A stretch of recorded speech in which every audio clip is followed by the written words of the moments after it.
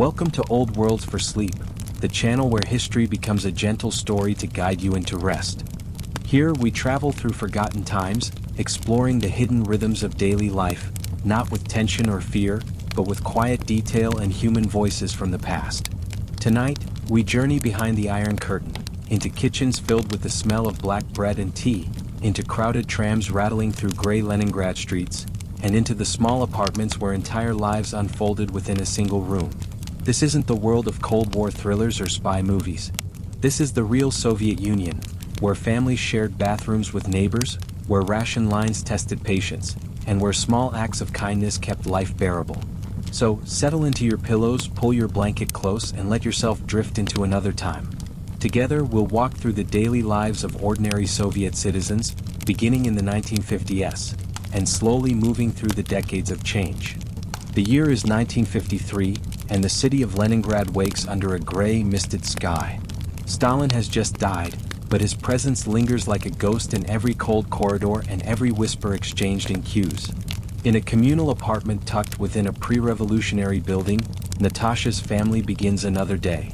Her room, or more accurately her family's entire living space, measures only about 150 square feet. A single bulb dangles from the ceiling, casting shadows across the cracked wallpaper layered with decades of faded floral patterns. A couch that folds into a bed dominates one corner, while a narrow table in the center doubles as both dining and working space. Clothing hangs from hooks hammered into the wall. There are no closets, no private corners. Privacy is a luxury foreign to this world. The air is cold enough that Natasha can see her breath. Central heating exists, but it is unpredictable. Some days it roars too loudly, other days it barely stirs. She burrows beneath blankets, many of them old coats repurposed as bedding. A kettle whistles faintly in the corridor. A neighbor has already claimed the shared kitchen. She hears sounds long before she opens her eyes fully. The thin walls and hollow doors carrying voices, pots clattering, footsteps on worn parquet floors. Someone argues about sugar, someone else curses the dripping pipes. A baby cries in the next room, the wails cutting sharply through the dawn silence. For Natasha, these noises aren't distractions. They are the fabric of daily life, unavoidable as breathing. Her father has already left, queuing outside a bakery for fresh bread. He goes 3 times a week before sunrise. It's a quiet ritual shared by thousands across the city, standing in line in the biting cold, waiting for loaves that are state-subsidized and filling, though rarely enough. Neighbors take turns for each other, an unspoken pact of survival. Today is his turn. Tomorrow it will be Mr. Ivanov's. Natasha stretches and swings her legs over the side of the couch bed. Her mother is already awake, heating water on a small electric burner, technically forbidden, but everyone uses them. The air smells faintly of buckwheat porridge, a staple of Soviet mornings. Natasha pulls on a wool dress, patched at the sleeves, and tightens a belt that belonged to her grandmother. There's no time to linger. The greatest challenge of every morning now awaits: the bathroom. 8 families share one. The unwritten rule is that each family has around 15 minutes, but in truth it is a constant negotiation. Too early and the bathroom is freezing. Too late and the line stretches down the corridor. Natasha opens her door carefully, mindful of the squeak in the hinges that might wake the baby next door. The hallway stretches long and dim, lit by a single yellow bulb that flickers like a tired candle. The parquet flooring, once elegant in Tsarist times when this was a nobleman's grand apartment, is worn dull by decades of shuffling feet. The wallpaper is peeling in layers, each layer a timeline of Soviet history. At the end of the corridor, the bathroom door is shut. A sigh escapes Natasha's lips. She is second in line, standing behind Dmitry Petrovich, the factory foreman. His stubbled face looks weary, his heavy shoulders hunched against the cold. "Nikolai is in there," he mutters, referring to the elderly widow known for taking her time. "It's been 10 minutes already." They wait silently. Silence is safer. In this system, words can carry consequences, even casual ones. Natasha leans against the wall, clutching her towel and small toiletry bag. Everyone keeps their personal items separate, lest they vanish in the shuffle of shared living. At last, the door creaks open. Steam billows out. The old widow steps aside, hair wrapped in a towel, eyes downcast. Dmitry gestures for Natasha to go ahead, a small act of kindness in a world where kindness is precious. The bathroom itself is plain: cracked tiles, a stained tub with a shower attachment, a sink with a chipped enamel basin, and a toilet that flushes with a chain pull. The mirror is scratched, the pipes groan with every movement. Yet this space, humble as it is, feels momentarily private.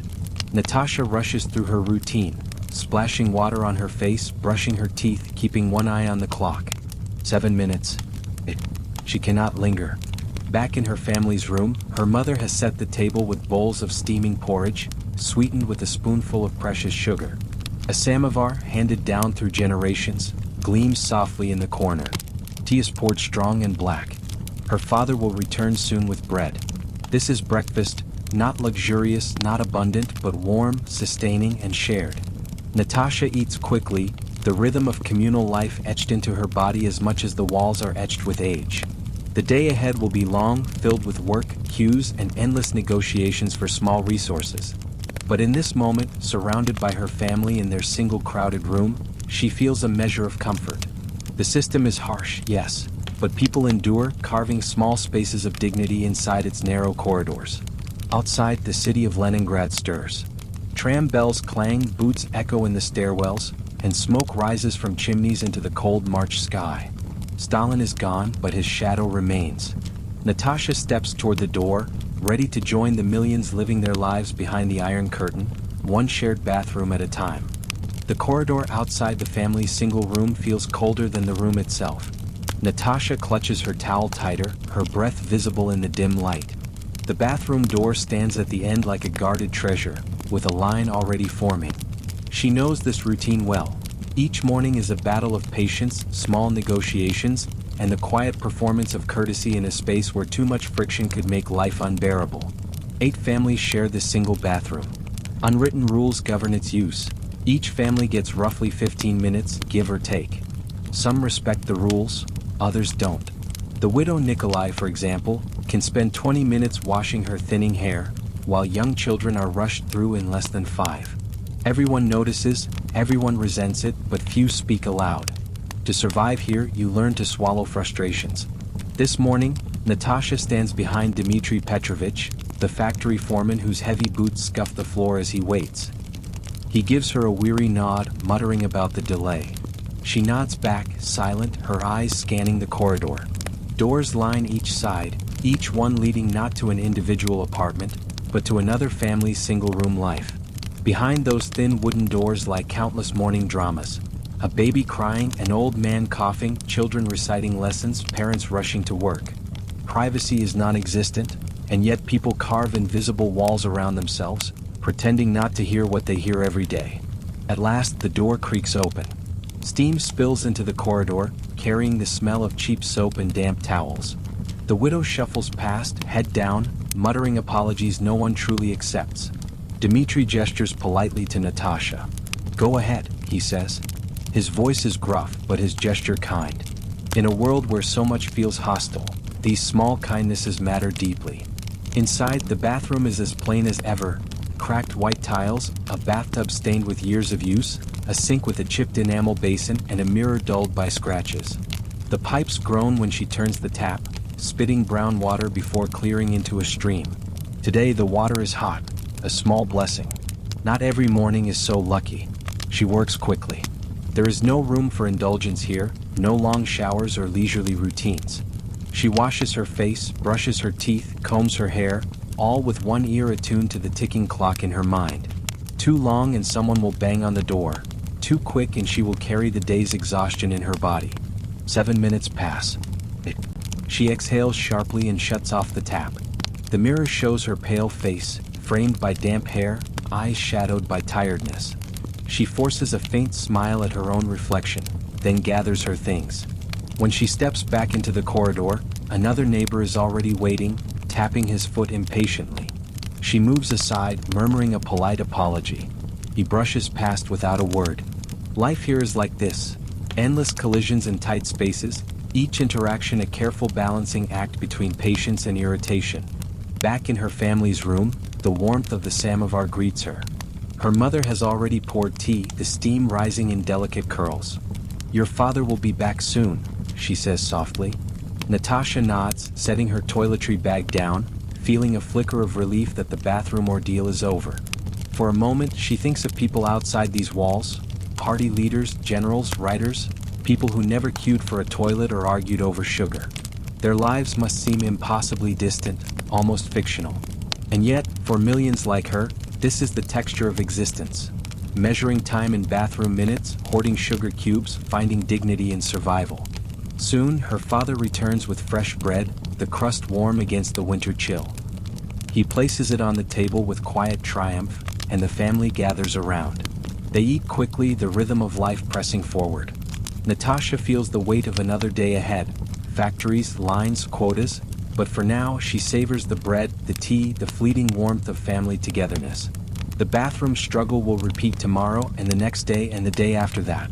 It is not glamorous nor heroic, but it is survival. And survival here in 1953 Leningrad is everything. If the bathroom is the first battlefield of communal living, the kitchen is the second, and perhaps the more treacherous. In Natasha's communal apartment, one long, narrow kitchen is shared by all 8 families. Each family has a designated shelf in the pantry, a hook on the wall for hanging pots, and a corner of the refrigerator, if the refrigerator happens to be working. These boundaries are fragile, constantly tested by shortages and the sheer chaos of so many people crammed into one space. The smell of food, or sometimes the lack of it, hits Natasha as soon as she enters. On one stove, a mother stirs buckwheat kasha for her children. On another, a pot of cabbage soup bubbles, the sour aroma filling the room. A third burner smokes faintly, abandoned when its owner had to rush off for work. Oil is scarce, butter scarcer still.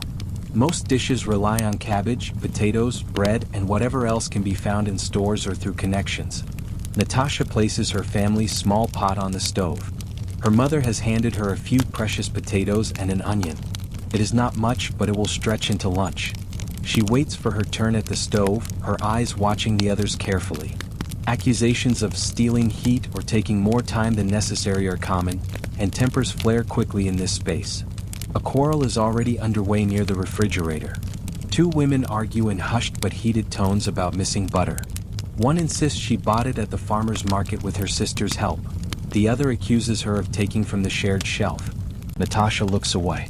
These disputes happen daily, often unresolved, often leaving bitterness that lingers for weeks. Yet sometimes, astonishingly, generosity surfaces too.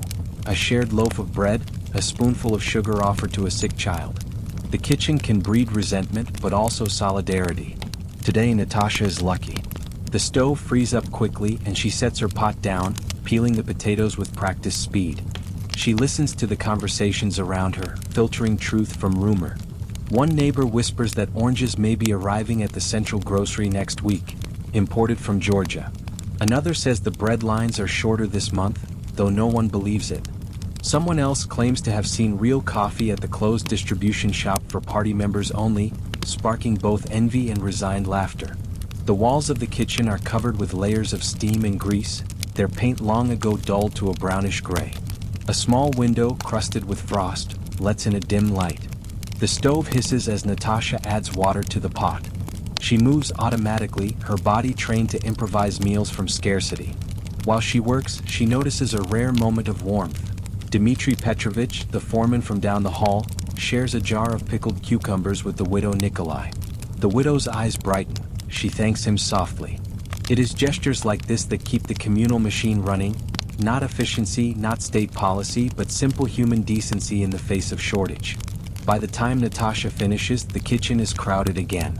Children run between legs, mothers shout, steam clouds the air. She carries the pot carefully back down the corridor to her family's room. The thin soup is humble, yet it will fill their stomachs. Bread, potatoes, tea, this is the diet that sustains millions. That evening, Natasha's father returns from work with news. He has heard of a colleague who managed to secure a kilogram of sausage through connections. Such things spread like fire, rumors of abundance in a land of scarcity. Her mother shakes her head, half in disbelief, half in longing. If true, it will be gone before they ever get close. At the kitchen table, they eat together, dipping bread into the soup, chewing slowly, savoring each bite. The meal is modest, but in this moment it feels whole. Natasha glances at her parents and thinks of families across the city, across the country, all gathering around similar meals, all negotiating the same shortages, all enduring the same compromises. The kitchen of the communal apartment is more than a place to cook.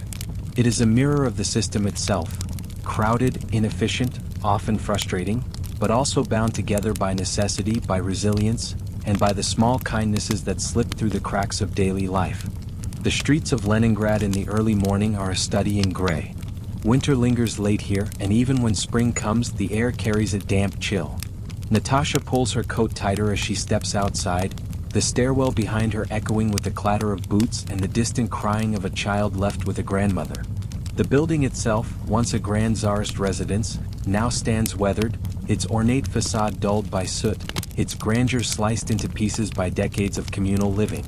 The tram stop is only 3 blocks away, but even this short walk is its own ritual. Lines of workers already snake down the street, all heading to the same stops, the same factories, the same offices. The pavement is uneven, patched with ice, and the smell of coal smoke hangs thick in the air. Natasha adjusts her scarf, avoiding eye contact with the militia officer standing at the corner. He watches the crowd pass with the disinterested gaze of someone performing a duty rather than seeking trouble. But still, his presence is a reminder. The state is always watching. At the tram stop, dozens of people huddle together against the wind. Women clutch woven shopping bags, men carry briefcases or canvas satchels. Conversations are hushed, fragmented. Someone mentions the bread line. Another whispers about a neighbor arrested last week for hoarding. Natasha listens but says nothing. Words carry weight here, and the walls, even the open air, can feel like they have ears. The tram arrives with a screech, its metal body dented and scarred from years of overuse. The doors clang open and the crowd surges forward. There is no queue, only pressure, each person pushing just enough to find space without seeming impolite. Natasha squeezes in, her body pressed tight between strangers. The smell of wool coats, damp boots, and cigarette smoke fills the carriage. Inside, silence reigns. Faces are blank, eyes cast downward or out the frost-lined windows.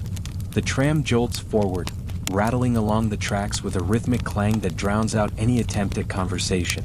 Propaganda posters hang above the seats, bright red banners proclaiming 5-year plan, fulfilled ahead of schedule, or slogans urging workers to give more for the glory of socialism. The slogans are bold, triumphant. The passengers below them, however, are weary, their expressions betraying little enthusiasm. Natasha holds onto a strap as the tram lurches. She studies the people around her. A factory worker in a heavy coat dozes standing up, head nodding with each jolt. A young mother clutches a child, whispering softly to keep him calm. 2 students share a notebook, flipping pages quickly as if cramming for an exam. Life continues, pressed together in silence, carried forward by steel wheels and inertia. At a stop near the city center, more passengers squeeze in. Natasha notices an old man struggling to climb aboard. Without a word, 2 younger men pull him up, steadying him as the tram jerks into motion again. No one thanks them, no one smiles. Such acts of solidarity are common, performed quietly, unspoken but deeply human. The tram rattles past rows of Stalinist apartment blocks, their boxy forms standing like gray sentinels against the morning sky. Occasionally, a grander building, remnants of Imperial Leningrad, appears between them, a reminder of the city's layered history. Churches with onion domes still dot the skyline, though many have been repurposed into warehouses or clubs. Natasha watches them blur past, their beauty muted by soot and neglect. After 40 minutes, the tram screeches to a halt near Natasha's workplace. She steps off with the crowd, her feet crunching on the frozen ground. Ahead lies the factory district, a sprawling complex of chimneys and brick walls, smoke rising into the pale sky. The smell of oil and metal fills the air. Workers file through the gates, each carrying identification papers, each blending into the collective march. For Natasha, the commute is more than a journey from home to work. It is a daily reminder of what Soviet life means. The posters proclaiming progress, the militia officers standing watch, the crowded tram where everyone moves in silence. All of it speaks of a society that values the collective over the individual. Yet within that collective, she sees flickers of individuality. The students' whispered laughter, the mother's soothing voice, the kindness of strangers helping the old man aboard. By the time she crosses the factory gates, her mind has settled into the rhythm of the day. The commute has prepared her, shaping her into one more cog in the great machine, and yet reminding her quietly that beneath the uniforms, beneath the silence, each person carries private thoughts, private dreams. The tram rattles on behind her, carrying another wave of citizens into the city's beating industrial heart. For Natasha, this morning ritual is both exhausting and strangely comforting. It binds her to millions across the Soviet Union, all commuting, all enduring, all playing their part in a system larger than themselves. The gates of the factory close behind Natasha with a heavy clang, swallowing her into the world of noise, smoke, and routine. The complex stretches wide, a maze of brick buildings and towering chimneys spewing gray smoke into the already heavy sky. Inside, the air is thick with oil and metal shavings, and the constant thrum of machinery reverberates through the walls like a heartbeat. This is the Kirov Works, one of Leningrad's most important industrial plants, a place where generations of workers have come to give their strength to the state's ambitious plans. Natasha takes her place at her assigned station. Rows of machines line the factory floor, hulking lathes, stamping presses, welding units, many of them older than she is. Each is kept running through ingenuity and endless repairs, patched together with spare parts scavenged from other broken units. Efficiency is measured less in innovation than in endurance. At the beginning of each shift, a supervisor reads aloud the daily quotas. Today's number, 200 completed units of a specific machine part destined for railway engines. The workers nod dutifully, though most know the figure is unrealistic. Quotas are less about actual production than about meeting political expectations. Still, everyone works toward them because to fall too far behind invites inspection, and inspection invites trouble. Natasha adjusts her apron and sets to work. The rhythm is familiar. Feed the metal, operate the machine, check the measurements, set the piece aside, repeat. The clang and hiss of machinery surround her, punctuated by shouts between workers and the occasional bark of a supervisor. Hours pass in this mechanical rhythm, bodies moving with practiced precision, minds drifting elsewhere. Yet beneath the monotony lies quiet pride. Workers know that their labor is considered vital to the nation's strength. Posters on the factory walls declare, "Every bolt brings us closer to communism," and "The worker is the hero of the Soviet Union." Propaganda, yes, but for many, including Natasha, there is a kernel of truth. Without their work, trains do not run, planes do not fly, tanks do not move. The state may exaggerate, but their labor is undeniably important. Still, frustrations simmer. Machines break down often, slowing progress. Spare parts are scarce. Some workers cut corners, passing slightly flawed pieces along rather than risk missing quota. Supervisors turn blind eyes, knowing their own evaluations depend on numbers, not quality. This silent collusion is the reality of Soviet industry, appearances maintained at all costs. During the short lunch break, Natasha sits with a small group of colleagues in the factory canteen. The food is simple: cabbage soup, a slice of bread, a cutlet if one is lucky. They eat quickly, the noise of hundreds of conversations echoing through the hall. Conversations are light, rarely political.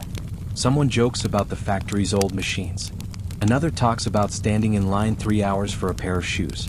Natasha listens, smiling faintly, though her thoughts wander. She wonders if she will ever see new equipment, or if she will spend her working life coaxing life out of relics. Back on the floor, the afternoon wears on. Supervisors walk past with clipboards, pretending to record production figures while everyone knows the numbers will be massaged later. Natasha focuses on her task, hands steady despite the fatigue creeping into her shoulders. She finds comfort in the rhythm, in the fact that she knows this work, even if it is repetitive. The machine's hum becomes almost meditative, a sound that drowns out the uncertainties of life outside these walls. By evening, the quota is declared fulfilled. Workers exchange knowing glances. No one believes the numbers, but everyone is relieved to hear them. They clean their stations, hang up aprons, and gather their belongings. Another day finished, another set of numbers recorded, another illusion of progress sustained. As Natasha steps out of the factory gates, the air feels colder, the sky already darkening. Smoke rises above the chimneys, blending into the night. Her body aches, her hands smell of oil, but there is also a quiet sense of accomplishment. She has given her labor to the collective, played her part in the endless rhythm of production. Walking toward the tram stop, she thinks of how many lives unfold in the same way. measured by quotas, shaped by machines, sustained by endurance. It is not glamorous, not revolutionary, but it is the reality of Soviet life. In the great plans of the state, she is just one worker among millions. And yet, within that collective, she remains Natasha, one young woman navigating her path between duty and dream, between the demands of the system and the small, stubborn spark of individuality that endures within. The workday in the Soviet factory unfolds like a carefully choreographed play, repeated endlessly until it becomes second nature. Natasha has been here long enough that her body often moves before her mind fully registers the motions. Insert the metal blank. Adjust the machine. Pull the lever. Measure the part. Set it aside. Again and again. The rhythm is steady, almost hypnotic, broken only by the jarring hiss of steam or the sharp clang of a dropped tool. Time is measured not by the clock, but by the cycles of repetition. 200 units. Though everyone knows that figure is more fantasy than reality, still, the number shapes the day, driving the pace of work. Supervisors hover at intervals, checking on progress, though their eyes are as weary as the workers' hands. They, too, understand the silent pact that governs this place. Quotas will be met, reports will be polished, and the factory will be praised for its efficiency in the next party bulletin. Reality, of course, is more complicated. Natasha finds herself slipping into a kind of inner dialogue as she works. Her hands complete their tasks while her thoughts wander, to her parents, to her neighbors, to dreams of studying languages instead of machine parts. Around her, the factory hums like a great beast. Workers move in unison, a collective of individuals whose private lives are temporarily set aside for the sake of production. In this space, there is little room for personal expression. Everyone blends into the same rhythm, the same collective pulse. And yet, even here, humanity finds small cracks to emerge. Someone hums a tune, half drowned by machinery. Another worker scribbles a quick note to his wife on a scrap of paper during a lull. Laughter erupts when a machine jams and sprays oil across the floor, breaking the monotony for a brief moment. These small moments of levity are treasured, bright sparks against the gray backdrop of routine. At midday, the bell rings for the official break. The factory canteen fills quickly. Natasha lines up with her colleagues, her tray sliding along the counter. Today's menu is predictable: watery cabbage soup, a slice of bread, and a small cutlet if supplies allow. She takes her portion without complaint. Everyone does. It is fuel, not luxury. The canteen buzzes with conversation, though most of it avoids anything dangerous. People talk about food shortages, about shoes, about relatives in distant towns. One man brags about finding real coffee through a friend of a friend. Another whispers that his cousin brought back jeans from Poland, a treasure worth more than rubles. Natasha listens quietly, smiling when appropriate, adding little. It is safer that way. After lunch, the rhythm resumes. The machines roar back to life, drowning out chatter, forcing everyone into the mechanical dance once more. The hours stretch, the air grows thick with dust and oil. Supervisors pass again, scribbling notes. They do not scold, they do not praise.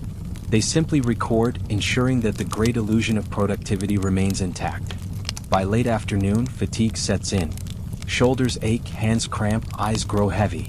Natasha feels it too, though she pushes on. She knows how to pace herself, how to keep her movement steady even as exhaustion creeps in. Around her, others do the same. The work must be done, or at least appear to be. The rhythm cannot falter. When the final whistle blows, relief washes over the floor. Tools are set down, machines silenced. Workers file out, their faces slack with tiredness but touched with quiet pride. They have survived another day, contributed their labor to the collective, maintained the fragile balance between reality and report. For Natasha, the rhythm of the workday is both a burden and a strange comfort. It demands conformity, leaves little space for individuality, yet it also provides structure, a steady pulse that grounds her life. In a world where so much feels uncertain, the factory offers a kind of predictability. She knows what tomorrow will bring, and the day after, and the day after that. As she walks toward the tram stop, the echoes of machinery still hum in her ears. The rhythm of labor lingers, blending into the rhythm of the city itself. This is the Soviet way: collective effort, collective endurance, collective silence. And yet, within it, Natasha feels the faintest spark of her own rhythm, quieter, hidden, but undeniably hers. Stepping out of the factory gates, Natasha is immediately swallowed by the living, breathing organism that is post-war Moscow. The city hums with a strange duality, grand facades built to project power and permanence standing alongside cracked sidewalks and overcrowded buses that reveal the daily struggles of its inhabitants. It is 1962 now, and although nearly 2 decades have passed since the end of the Great Patriotic War, the wounds of that conflict still mark every street, every family, every memory. The war had scarred Moscow in both visible and invisible ways. Buildings still bear bullet holes and patched over bomb damage. The city's older residents carry stories of hunger, evacuation, and loss that surface in their voices when they talk too long. Even Natasha's parents, though reluctant to speak of it, sometimes fall silent at the sight of certain places, a reminder of friends who never returned. The war shaped not just the city but the rhythm of Soviet life itself. It became a reference point for sacrifice, a justification for hardship, a constant reminder that the collective must endure for the sake of survival. Yet, alongside this heaviness there is vitality. Streets are busy with workers heading home, students in uniforms clutching books, babushkas pulling carts with bread and vegetables from open-air kiosks. Neon signs flicker outside state shops, promising goods that may or may not be in stock. The architecture of the city tells its own story. Stalinist skyscrapers, tall and ornate, designed to awe both citizens and foreign visitors, rise above neighborhoods of hastily constructed apartment blocks. The Khrushchevkas, that promise private kitchens and bathrooms for the first time in many families' lives. Natasha often marvels at how the city seems to live in layers. On one corner, a Baroque church stands, its golden dome blackened by years of neglect, repurposed as a warehouse during Stalin's purges. On another, a massive statue of Lenin dominates the square, his hand extended toward an idealized socialist future. The tram rattles past both, carrying passengers who no longer look up. These contradictions are part of daily life, reminders of the old world absorbed into the new, the sacred folded into the secular, the private into the collective. Walking through the streets, Natasha senses both pride and frustration. Pride in the metro, a jewel of Soviet engineering, its marble halls and chandeliers designed to remind workers that they are part of something grand. Frustration in the endless queues outside shops, where women stand for hours to buy shoes that rarely fit or sugar that may be gone by the time their turn comes. Pride in the city's resilience, its ability to rebuild and thrive after unimaginable suffering. Frustration in the shortages, the bureaucracy, the knowledge that official promises often dissolve in the gap between speech and reality. Yet Moscow is not only hardship. It is also laughter spilling out of crowded apartments, music drifting from radios tuned to state-approved channels, the warmth of friends gathered in kitchens sharing tea or vodka long into the night. Natasha finds these moments of connection essential. They remind her that beyond the slogans and posters, beyond the endless speeches about plans and progress, there is a human Moscow. A city of people who dream, who improvise, who adapt. The city's parks, though simple, are places of respite. Gorky Park, with its paths lined by trees, fills on weekends with families strolling, children running, couples whispering on benches. Natasha sometimes walks there after work, finding comfort in the rustle of leaves and the sight of old men playing chess on battered boards. In winter, the same park transforms into an ice skating ground, laughter echoing across the snow. Even in the grayest days, the city finds ways to breathe. At night, Moscow glows in a different light. Street lamps cast their yellow haze on damp pavement, while the Kremlin's red stars shine defiantly against the dark sky. Factories continue to roar in the distance, their smokestacks feeding the night air.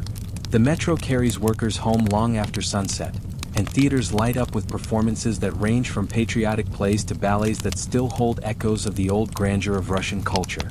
Natasha has attended some of these performances with friends, marveling at the artistry, even when the themes are tightly controlled by censors. Art, like the city itself, finds ways to slip through the cracks. For Natasha, walking through Moscow in these years is like walking through history itself. Each street tells a story, each monument a lesson, each crowd a reminder of the collective heartbeat of Soviet life. The war has left its mark, but so has survival. Out of the ashes, the city has built something new, imperfect but alive.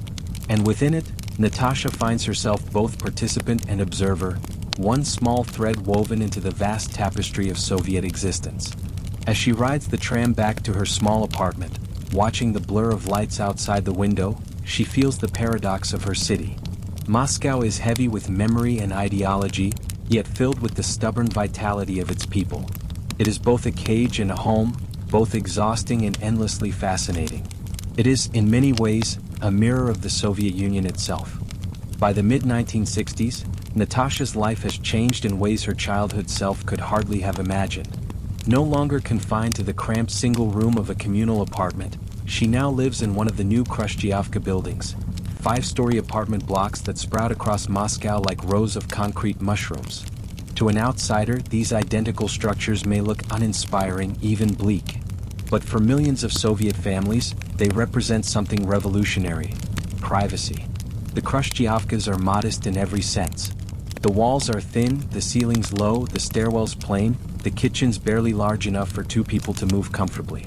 Yet Natasha cannot help but feel a thrill each morning when she walks into her very own bathroom, without the need to queue behind neighbors. She can cook in a kitchen that belongs only to her household, prepare tea without glancing over her shoulder, and listen to the radio at night without worrying about disturbing another family through paper-thin doors. This small slice of independence is something her parents never knew in their youth. Her 1-bedroom apartment measures less than 40 square meters, but to Natasha it feels vast compared to the 150-square-foot room of her childhood. A narrow balcony juts out, overlooking a courtyard where children play football with a worn leather ball and elderly women sit on benches, gossiping and watching the world move past. Laundry lines crisscross the courtyard, hung with sheets that flap like white flags against the wind. On weekends, men gather in small groups, tinkering with motorbikes or exchanging news while smoking cheap cigarettes. Inside, the furnishings are simple, provided by state stores or acquired through her workplace. The sofa bed, the wall unit with glass cabinets for dishes and books, the sturdy dining table, all standard Soviet issue, recognizable in nearly every apartment. Yet Natasha personalizes her space with potted plants, embroidered tablecloths, and a growing collection of books she has carefully sourced through friends or bookstores. On one shelf rests her prized possession, a small record player.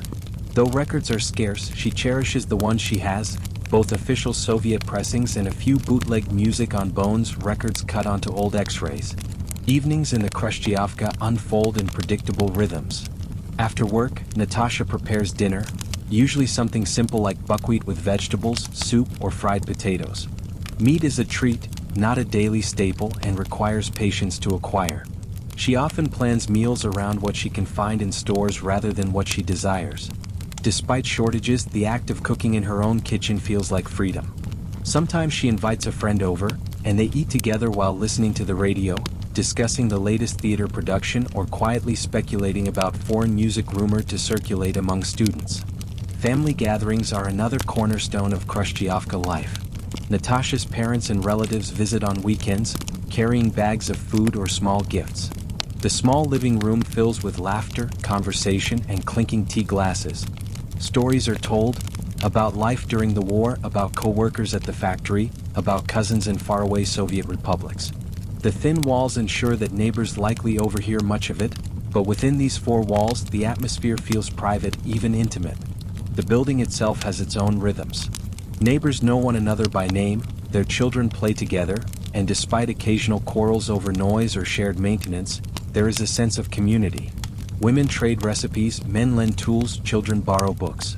Natasha often helps an elderly neighbor carry groceries up the stairs, and in return, the woman shares stories from her youth in pre-revolutionary Russia, memories of a world Natasha can scarcely imagine.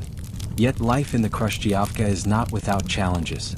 The walls may be private, but they are thin, and Natasha sometimes falls asleep to the sounds of arguments, babies crying, or radios playing through the night. The plumbing is temperamental, hot water unreliable, and repairs are slow to arrive unless one knows someone in the housing administration. Still, these inconveniences pale compared to the constant negotiations of communal living she remembers from her childhood. In many ways, the Khrushchevka symbolizes the paradox of Soviet life in the 1960s. It is both progress and limitation. For the first time, millions of families have private apartments, yet these are built quickly, cheaply, with little attention to comfort or beauty. They provide privacy, but at the cost of uniformity. Every building looks the same, every apartment is nearly identical. Walking through a micro-district, one could forget which block is theirs without careful attention. It is as if individuality has been granted in function but denied in form.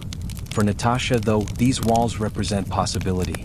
She imagines raising children here, decorating their rooms with books and toys, creating a home where family life unfolds without the constant intrusion of neighbors. She dreams of filling the kitchen with smells of holiday feasts, of welcoming friends late into the night without worrying about whose turn it is to use the stove. These are small dreams by some standards, but in the Soviet Union of the 1960s, they are dreams worth holding on to. At night, she sits by the window, looking out over the rows of identical buildings stretching into the distance. Lights flicker on and off in apartments just like hers, each containing a family, a story, a life shaped by the same structures of allocation and limitation. The Khrushchevka may lack charm, but within its walls, lives unfold, ordinary, imperfect, and deeply human. For Natasha, this is more than concrete. It is her world, her private corner of the Soviet experiment. And in the quiet moments, with the sound of children playing below and the distant hum of trams, she allows herself to believe that perhaps, within these simple walls, a better future is possible. Every morning begins with the same ritual. Natasha descending into the heart of Moscow, where the city's lifeblood flows not above but beneath the ground. The Moscow Metro is more than a transportation system. It is a palace for the people, a monument to the Soviet dream. For Natasha, commuting to work on this underground marvel is both routine and extraordinary. From the outside, the station entrances are unassuming, simple concrete structures with a familiar red M sign. But once she steps inside and descends the escalator, Natasha enters a world unlike anything on the gray streets above. Marble columns rise like temple pillars.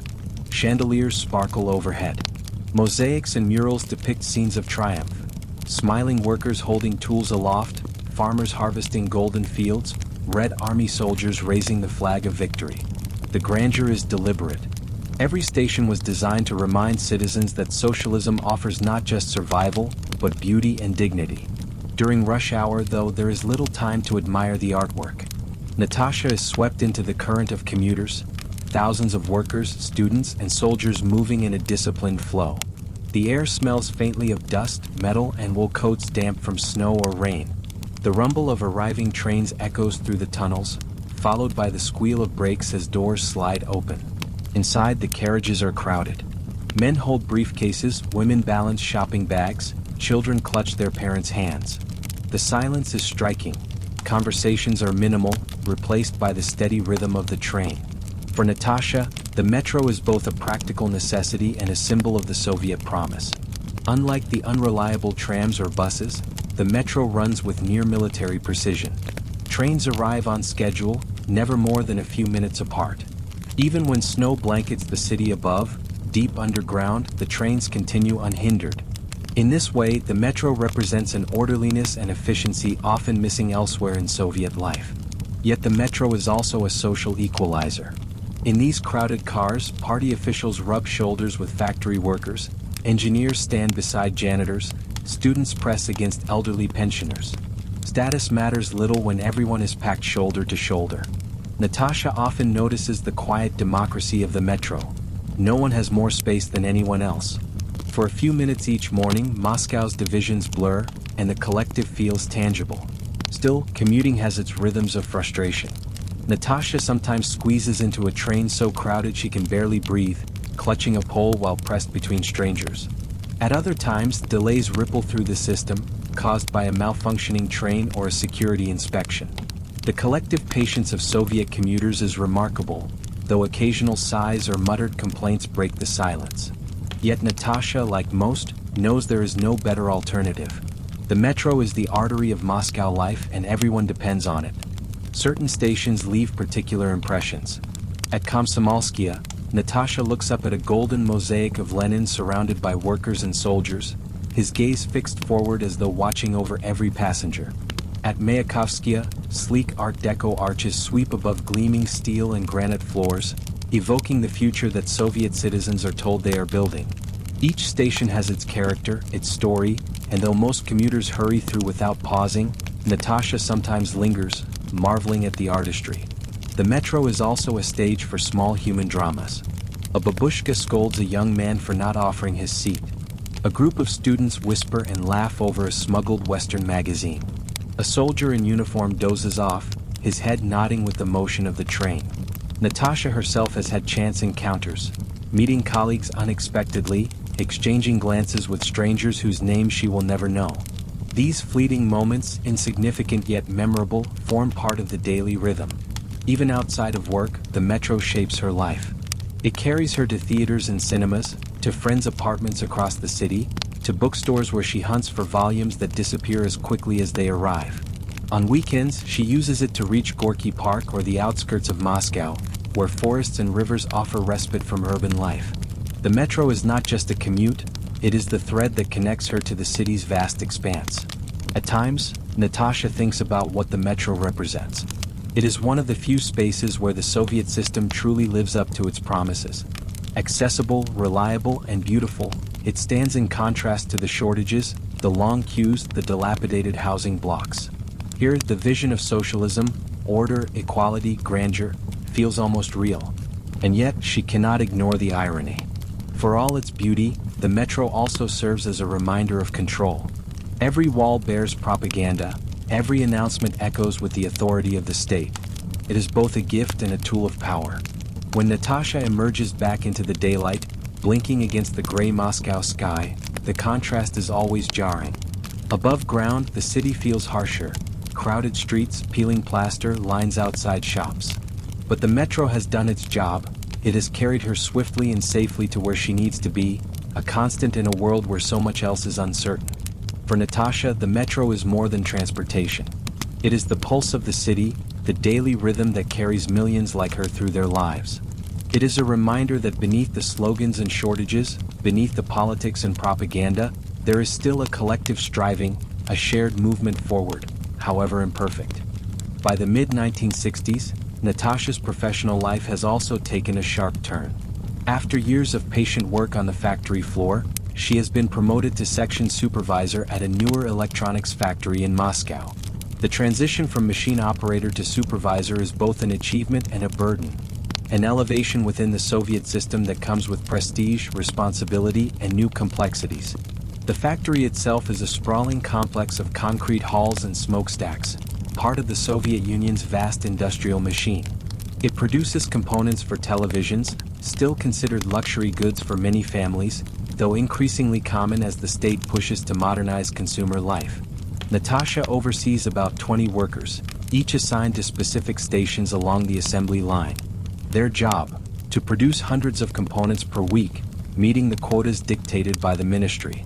As supervisor, Natasha stands at the intersection between two worlds. Above her are the factory directors, party representatives, and ministry officials who demand higher numbers, constant growth, and perfect reports. Below her are the workers, men and women with their own struggles, families, and ambitions, who must make those numbers a reality under conditions that are often far from ideal.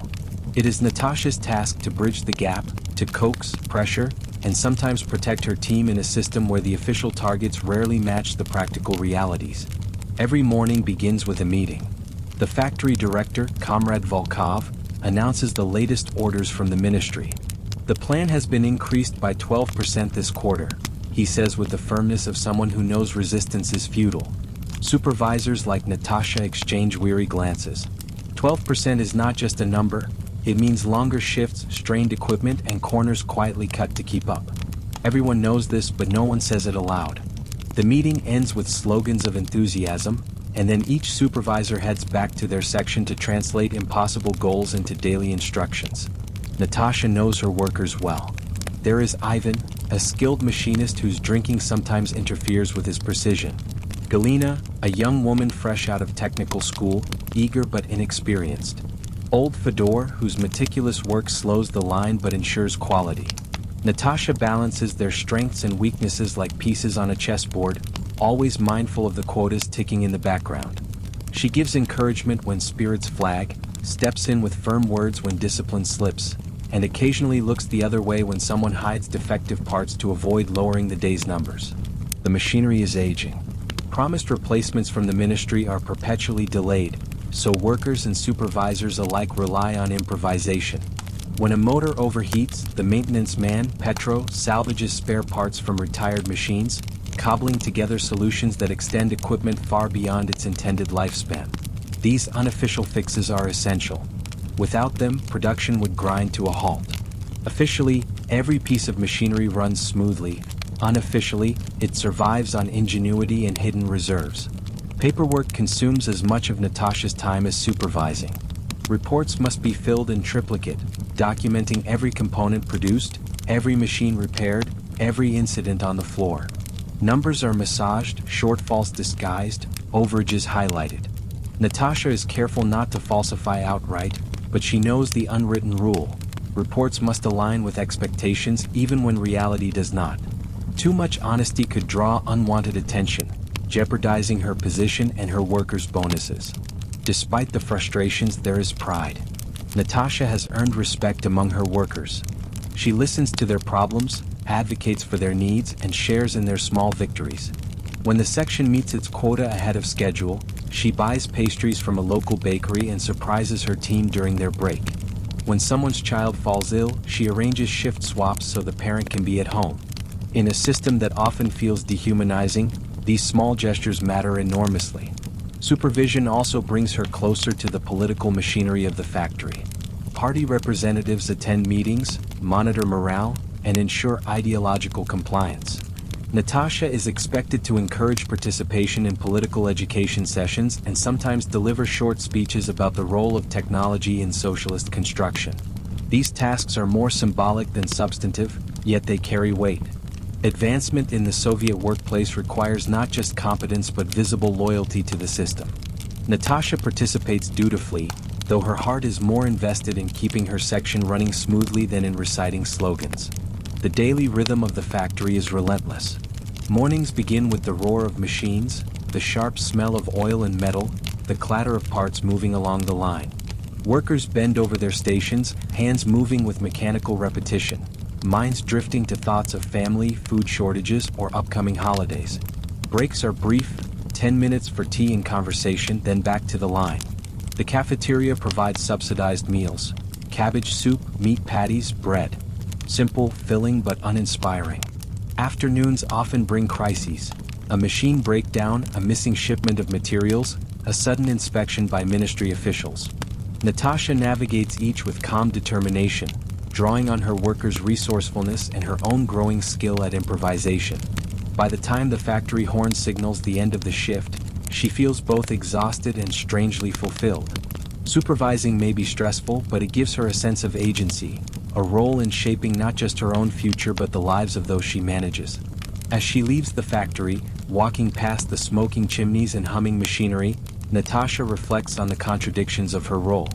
She is part of a vast industrial machine that demands loyalty, endurance, and sacrifice. Yet she is also a leader in her own right, carving out a space where humanity persists within the rigid structures of the state. The quotas may be unrealistic, the equipment outdated, the paperwork endless. But in her section, among her workers, she sees resilience, cooperation, and even hope. For Natasha, the factory is more than a workplace. It is a microcosm of the Soviet Union itself, strained, flawed, yet held together by the determination of ordinary people. And within this space, she finds her purpose, balancing loyalty and survival, ideology and reality, one shift at a time.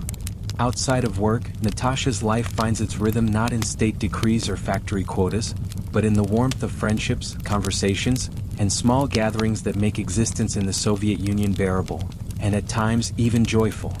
In a society where official life is tightly structured and public spaces are often filled with slogans and surveillance, it is the private sphere that nurtures authentic human connection.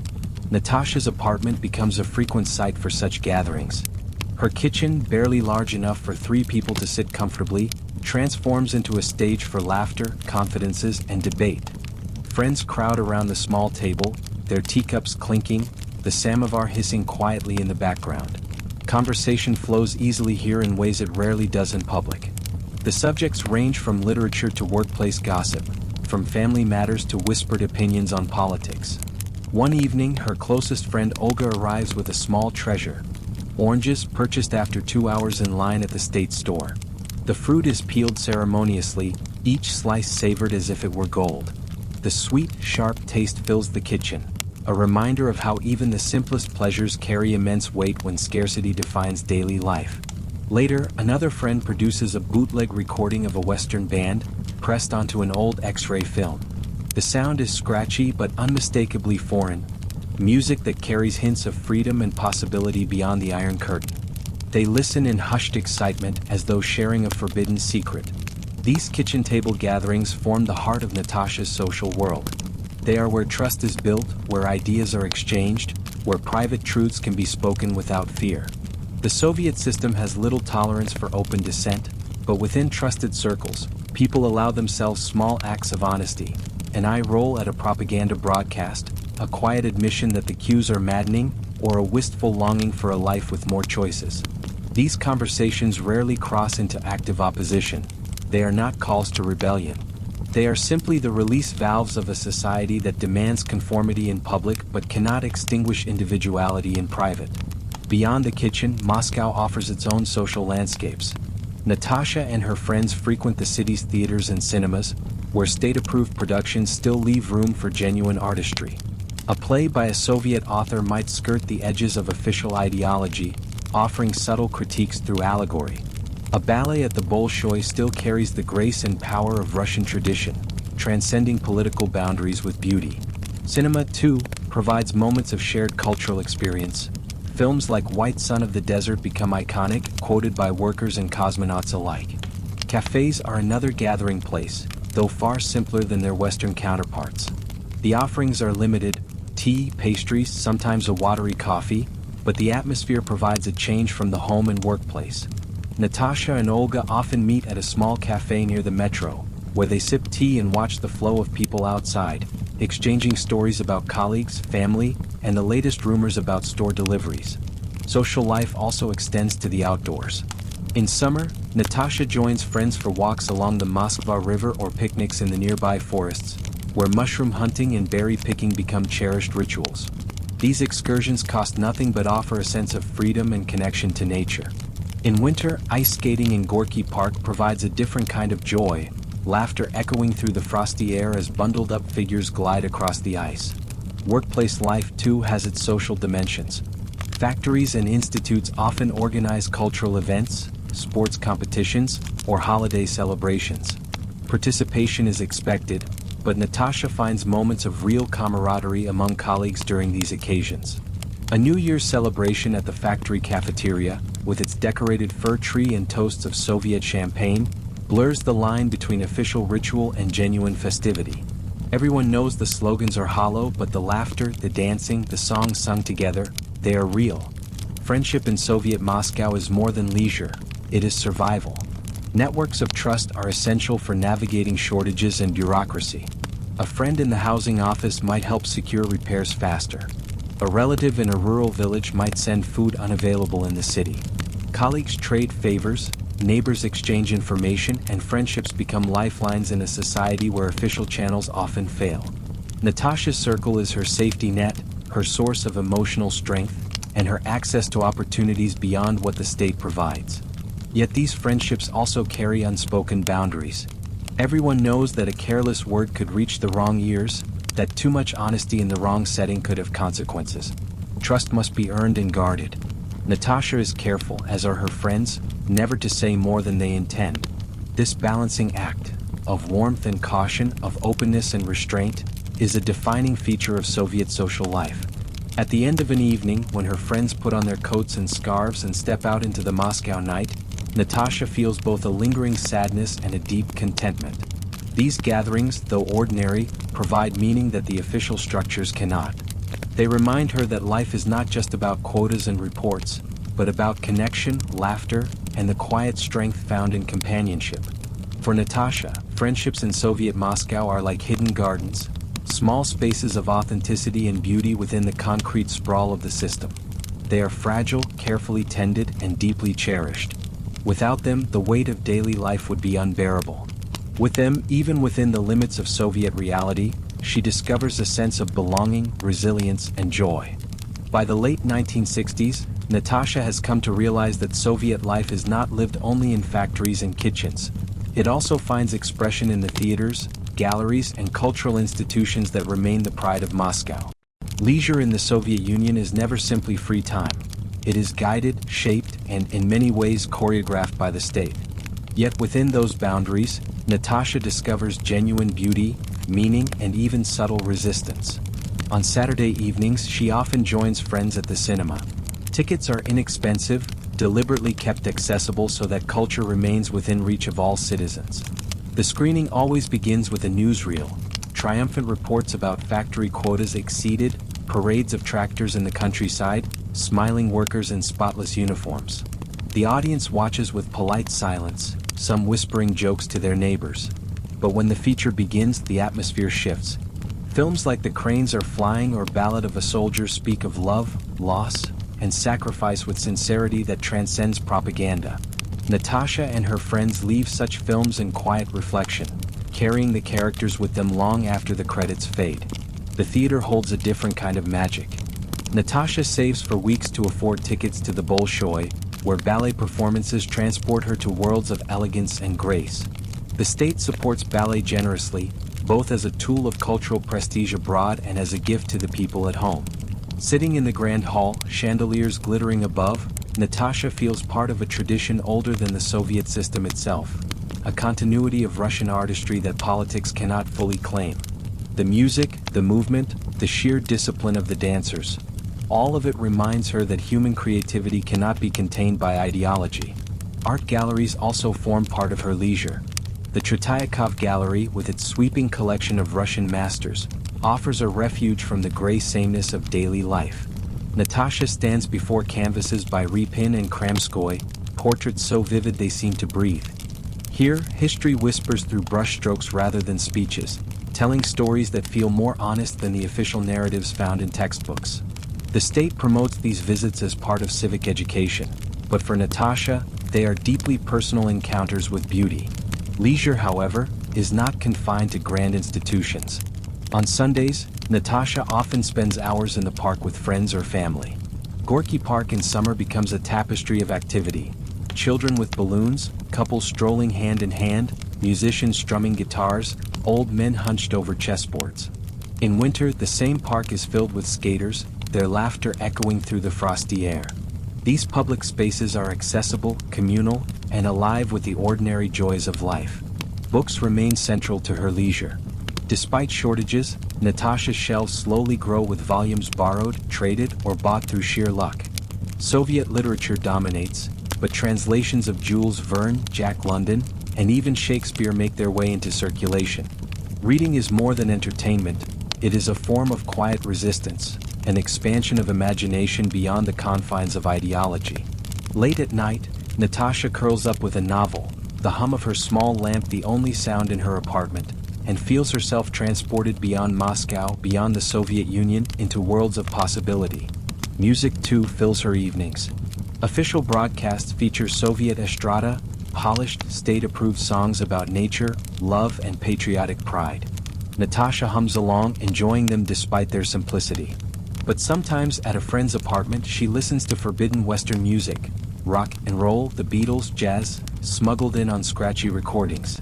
These sounds feel dangerous, electric, alive with a freedom she cannot name but instinctively recognizes.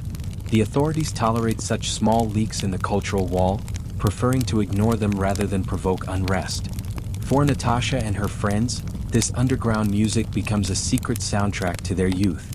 Cultural life is not only entertainment, it is also obligation. The factory's trade union organizes trips to plays and lectures, and attendance is encouraged, if not outright required. Natasha sometimes views these events as chores, but even within the official framework, sparks of genuine creativity emerge. A lecture on space exploration fills her with pride at Soviet achievements. A poetry recital introduces her to verses that speak of love and endurance more than ideology. Even in constrained settings, art finds ways to move the heart. In many ways, Soviet leisure is a mirror of the system itself. It is structured, subsidized, and infused with political messaging. But beneath that surface, it is also profoundly human. People laugh at comedies, cry at tragedies, marvel at paintings, hum along to songs. They gather in kitchens to share stories, in parks to walk beneath the trees, in theaters to lose themselves in performances. The state may try to direct their experience, but it cannot erase their capacity for joy. For Natasha, leisure and culture offer balance to the demands of work and the monotony of queues.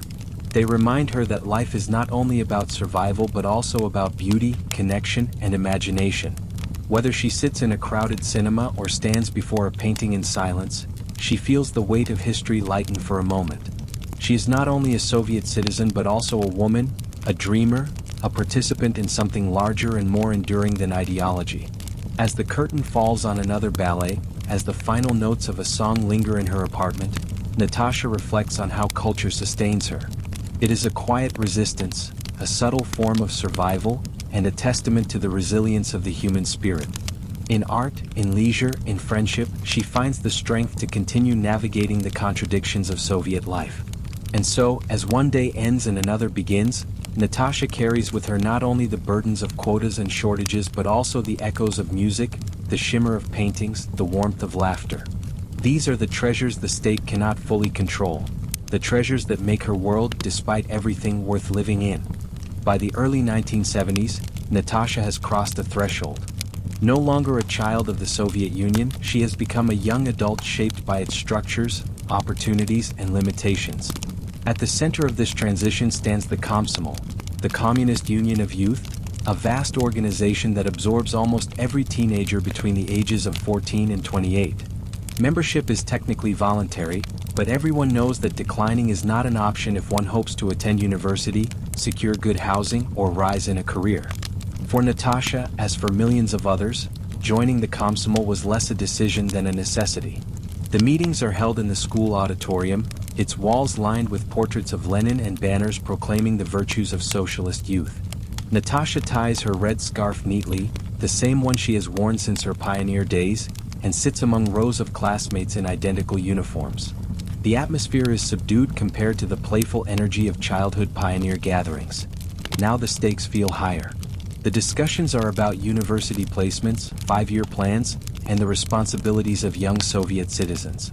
A university student serving as the Komsomol leader delivers a talk about the importance of engineering in the nation's development. The Soviet Union needs minds that can design, build, and innovate, he says, gesturing toward charts that show rising targets in electronics and automation. Natasha listens carefully. She has always been good at mathematics, and she knows that engineering degrees are highly valued. But her true love lies in languages and literature. She feels the tug of competing desires, the path that might offer personal fulfillment and the path that guarantees stability. After the meeting, Natasha and her friend Olga walk home together, their scarves fluttering in the evening breeze. "Are you going to apply for engineering?"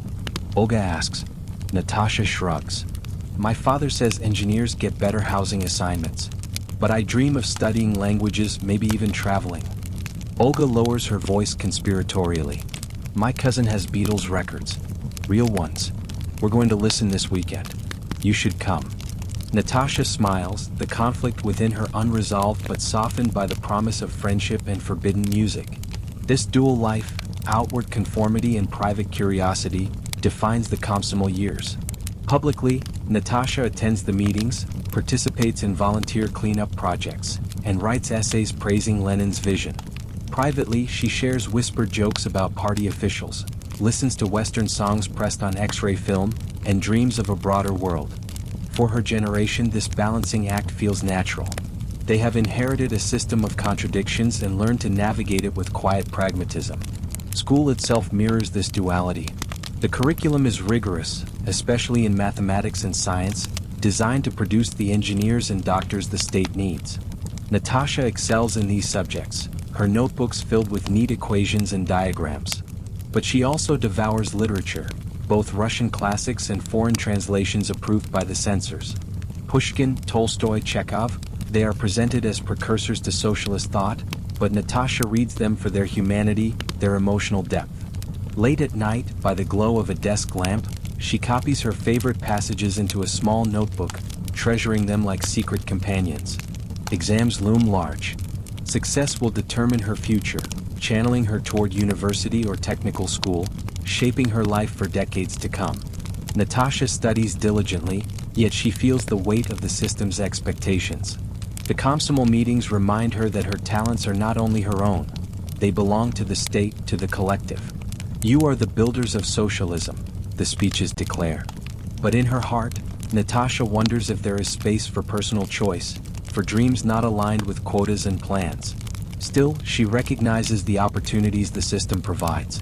Education is free, stipends are offered, and even children from working-class families can aspire to professions that might be out of reach elsewhere.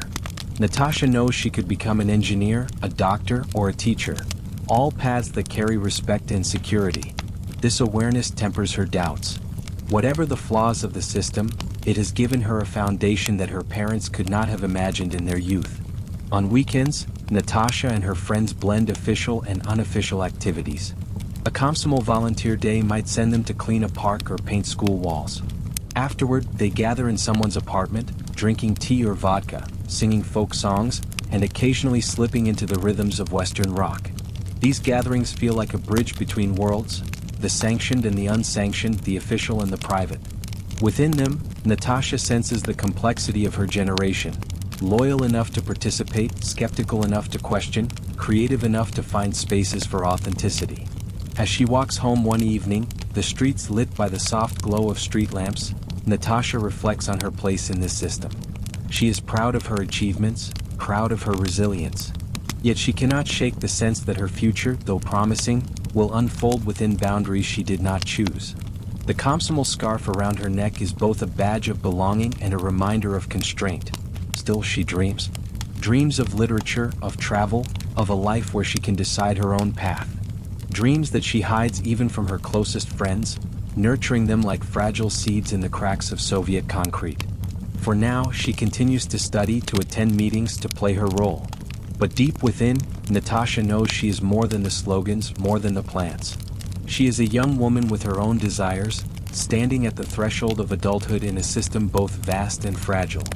Examinations are over, and Natasha now faces the most consequential decision of her young life: where to go next. In the Soviet Union of the early 1970s, education is both an opportunity and a system of control. Universities and technical institutes offer paths to stability, respect, and advancement, but always within the boundaries drawn by the state. For Natasha, who has excelled in mathematics and science but secretly longs for languages and literature, the choice is not simple. At school, Communal leaders guide students toward priority fields. Engineering and physics top the list, followed closely by medicine and teaching. Literature, philosophy, or foreign languages exist as possibilities, but with fewer guarantees of career placement and housing. At a meeting, a local party official delivers the message clearly: the Soviet Union needs engineers more than poets. Our future depends on technology and innovation. Choose wisely, comrades. The room fills with nods of agreement, though Natasha feels her heart sink. At home, her parents offer practical advice. Her father, a factory worker who has endured years of quotas and shortages, urges her to pursue engineering. With a technical degree, you will always have work. You might even get an apartment sooner. Think about security, Natasha. Her mother, though gentler, echoes the sentiment. We dreamed of opportunities like this for you. Don't waste them on something the state won't value. Natasha listens, grateful for their concern but torn by her own desires. In the school library, she pores over brochures for the Moscow Engineering Physics Institute and the Polytechnic Institute. The photographs show clean laboratories, new equipment, smiling students in crisp uniforms. Yet the texts emphasize production, efficiency, the needs of the 5-year plan. By contrast, the brochures for Moscow State University's philology and foreign language departments speak of literature, history, and the chance to study foreign texts. The words ignite something inside her. She imagines herself reading Shakespeare in the original, translating poetry, perhaps even traveling abroad as a scholar. But Natasha knows how the system works. Travel is tightly controlled, and foreign language specialists are often steered towards state translation bureaus, where every word is monitored. Literature students are watched for signs of ideological drift. And housing for graduates in these fields is notoriously difficult to secure. Her dreams shimmer before her, fragile and uncertain. After class one day, she confides in Olga as they walk along the tree-lined boulevard near their school. "I want to study languages," Natasha admits, her voice low. Olga raises her eyebrows. "And what will you do with that? Translate speeches about tractor production?" They both laugh, but the question lingers. Even their private jokes cannot erase the reality. Ambition must align with the state. Still, Olga squeezes her hand. "Whatever you choose, you'll make it work. You always do." That weekend, Natasha attends a gathering at a friend's apartment. The cramped room buzzes with energy, students discussing university plans, passing around samizdat copies of foreign novels, whispering about rumors of Western films shown in private circles. Someone puts on a scratchy Beatles record and the music fills the room. Natasha closes her eyes, letting the rhythm carry her beyond the Soviet walls. For a moment, she imagines a different future, one where choices are her own. Yet Monday brings her back to the bureaucratic reality. Application forms must be filled, recommendations submitted, ideological loyalty confirmed. The process is meticulous, designed to funnel students into paths the state requires. Natasha feels the weight of expectation pressing down, the voices of her teachers, parents, and officials guiding her toward engineering. Her pencil hovers over the application form, torn between pragmatism and passion. In the end, she writes Moscow Engineering Physics Institute in neat script. The decision is practical, logical, safe. It aligns with the state's priorities, pleases her parents, and ensures a secure future. But as she hands in the form, Natasha feels a small ache in her chest. She knows she has set aside something precious, at least for now. That night, in her apartment, she takes out her notebook of copied literary passages. She reads a line from Pushkin, one she has underlined in bold. Inspiration is needed in geometry no less than in poetry. She smiles faintly. Perhaps she thinks she can carry both worlds within her, the precision of engineering by day, the passion of literature by night. Perhaps the system can dictate her career, but not the entirety of her soul. For Natasha, this compromise becomes a quiet act of survival. She will study engineering, excel in her field, and secure the stability her parents long for. But in her private hours, she will continue to read, to write, to dream. In a society that demands conformity, she has found her own form of quiet resistance. To nurture hidden aspirations, even if they must remain unseen. The choice has been made, but the story is far from over. Natasha steps forward into her university years with determination and an ember of longing she refuses to let die. Within the boundaries of Soviet life, she is learning to carve out a space of her own. The acceptance letter arrives on a warm June afternoon. Natasha's hands tremble as she unfolds the paper stamped with the seal of the Moscow Engineering Physics Institute. She has been admitted. Relief washes over her. Relief for her parents' pride, for her own security, for the path now set before her. Yet beneath the relief lingers a shadow of unease. This was not her first choice of heart, but it will shape the next chapter of her life. By September, she is settled into her new routine. The institute looms as a massive concrete structure, functional rather than beautiful, its hallways lined with portraits of Soviet scientists and banners proclaiming, "Forward to the triumph of socialism through science." Natasha takes her place among hundreds of new students, all dressed in simple clothing that reflects the scarcity of consumer goods. There is little of the fashion one might find in Western universities, but a quiet pride emanates from the seriousness of the crowd. These are the builders of the nation's future. Dormitory life is her first taste of independence. She shares a small room with two other young women, both from provincial towns. Privacy is scarce, but companionship is abundant. They study together, cook simple meals on a hot plate, and whisper late into the night about their families, their hopes, and their quiet frustrations. The walls are bare except for a shared poster of Yuri Gagarin, the hero of space, and a few postcards from home. Despite the cramped conditions, there is camaraderie, a sense that they are all navigating this new world together. Classes are rigorous, heavy in mathematics, physics, and engineering design. Natasha spends hours solving equations, drawing diagrams, and attending lectures delivered by professors who command respect but leave little room for creativity. The emphasis is always on practical application, how knowledge can serve the needs of the state. Laboratories buzz with activity, students bent over outdated equipment, improvising solutions when materials run short. Natasha quickly learns that success here requires not only intelligence but also adaptability. Life outside the classroom carries its own rhythm. The Communal remains ever present, organizing lectures on ideological duty, volunteer projects, and cultural excursions. Participation is expected, and Natasha dutifully attends, though her mind often drifts elsewhere. Still, these events create opportunities for connection. At a volunteer day repairing a playground, she meets Mikhail, a fellow engineering student with a quick smile and a love of poetry. Their conversations linger long after the work is done, weaving strands of friendship that hint at something more. Social life thrives in unexpected ways. In the evenings, students gather in dorm rooms with guitars, singing folk songs and, when trust is strong, the occasional Western tune. Someone produces a samizdat copy of a novel or a forbidden magazine, passing it around with reverence. These small acts of cultural rebellion feel exhilarating, as if they are part of a secret world existing alongside the official one. Natasha treasures these moments, reminders that even within strict boundaries, human curiosity and creativity endure. Food is another defining aspect of student life. The cafeteria serves predictable meals: cabbage soup, black bread, kasha. The quality varies, and shortages mean long lines are common. Natasha and her roommates often supplement their meals with parcels from home: jars of pickles, smoked fish, homemade jams.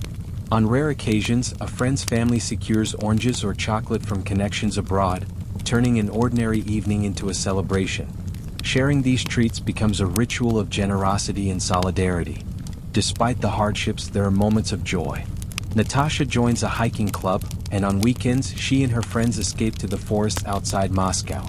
The air is crisp, the birch trees whispering overhead, the city's noise replaced by birdsong and laughter. Around campfires they share stories, toast bread on sticks, and talk freely in ways they cannot in lecture halls. These excursions remind Natasha of the vastness of her country, of the beauty that lies beyond the concrete and queues. Exams return each winter and summer, relentless in their demands. Natasha spends sleepless nights hunched over her desk, fueled by endless cups of tea, her mind swirling with formulas. The pressure is immense, but success carries its own reward. Passing exams not only advances her education but also strengthens her place within the system. Each grade, each certificate is another step toward stability. Yet, amid the grind, Natasha holds onto her secret self. She continues to copy poems into her notebook, reads novels borrowed in whispers, and sometimes writes her own reflections late at night when the dormitory is quiet. These writings are never meant for anyone else's eyes. They are her sanctuary, her way of keeping alive the part of her that yearns for literature, for beauty beyond equations and state quotas. By her second year, Natasha feels both exhausted and empowered.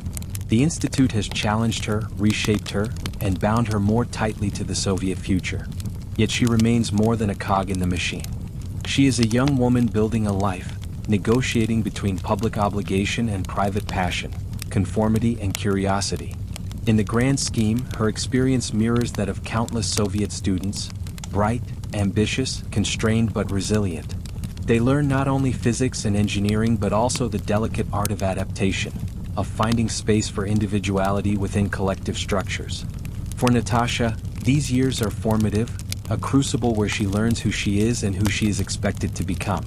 As another winter settles over Moscow, snow blanketing the streets outside the Institute, Natasha stands at her dormitory window and gazes at the city lights. She feels both small and significant, one student among thousands, one life among millions, yet carrying within her a unique blend of dreams and determination. Her student years are not just about becoming an engineer, they are about becoming herself within the contours of a world that tries to shape her at every turn. If classrooms and dormitories shape Natasha's intellect, it is the kitchen table that shapes her understanding of truth. In Soviet Moscow, kitchens are more than places to cook, they are sanctuaries. They are where conversations escape the gaze of officialdom, where trust is tested and built, where the public mask slips to reveal private thoughts. At the Moscow Engineering Physics Institute, Natasha quickly learns that every student maintains two vocabularies.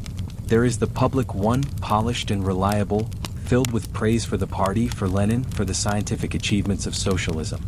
And then there is the private one, wry, candid, sometimes cynical, reserved for the closest friends, spoken in low tones over tea or vodka in the safety of a cramped dorm room or someone's family kitchen. One Friday evening, Natasha sits with Olga and Mikhail in their shared dormitory room. The windows are fogged from the steam of boiling water, the samovar hissing in the corner. The official news program, Vremya, hums faintly on the radio. Reports of bumper harvests, solidarity with socialist brothers abroad, the endless march of progress. None of them pay attention. Instead, Mikhail leans closer and whispers, "My uncle works at the Research Institute. He says the Americans are 5 years ahead in computers." 5 years. Olga raises her eyebrows. "Careful, Misha. If anyone overhears, you'll be accused of spreading defeatism." Natasha smiles faintly but says nothing. She knows these conversations walk a fine line. It is not outright dissent, they are not plotting against the system. But they are glimpses of another reality, a private recognition of limits and failures that the public narrative never admits. These hidden truths spread through whispers. Rumors of shortages in other cities, stories of censorship, tales of corruption among local officials. Sometimes they are exaggerated, sometimes accurate. They form a parallel information network, carried not through newspapers but through voices, carried from workplace to dormitory, from parent to child. Natasha learns to weigh them carefully, to trust only what comes from people she knows. In her own family too, these conversations unfold. When she visits her parents on Sundays, the kitchen becomes the center of exchange. Her father lowers his voice as he talks about factory delays, the machines that break down faster than they can be repaired. Her mother speaks of the endless lines at the store, of the bribes sometimes needed to secure basic goods. Around the table, these admissions are spoken freely but only there. Outside, they wear the public mask, nodding along at meetings, applauding the latest speeches. For Natasha, the duality is not painful hypocrisy. It is survival. She does not feel like a liar when she writes essays praising Soviet science or cheers at parades. She knows the game and she plays it just like everyone else. The truth is not destroyed by these performances. It simply moves to quieter places, like water flowing underground. Sometimes, though, the cracks widen. During a late-night gathering at a friend's apartment, someone produces a typewritten manuscript of poems by Anna Akhmatova. The words are raw, filled with grief, beauty, and resistance. Natasha reads them silently, her heart pounding.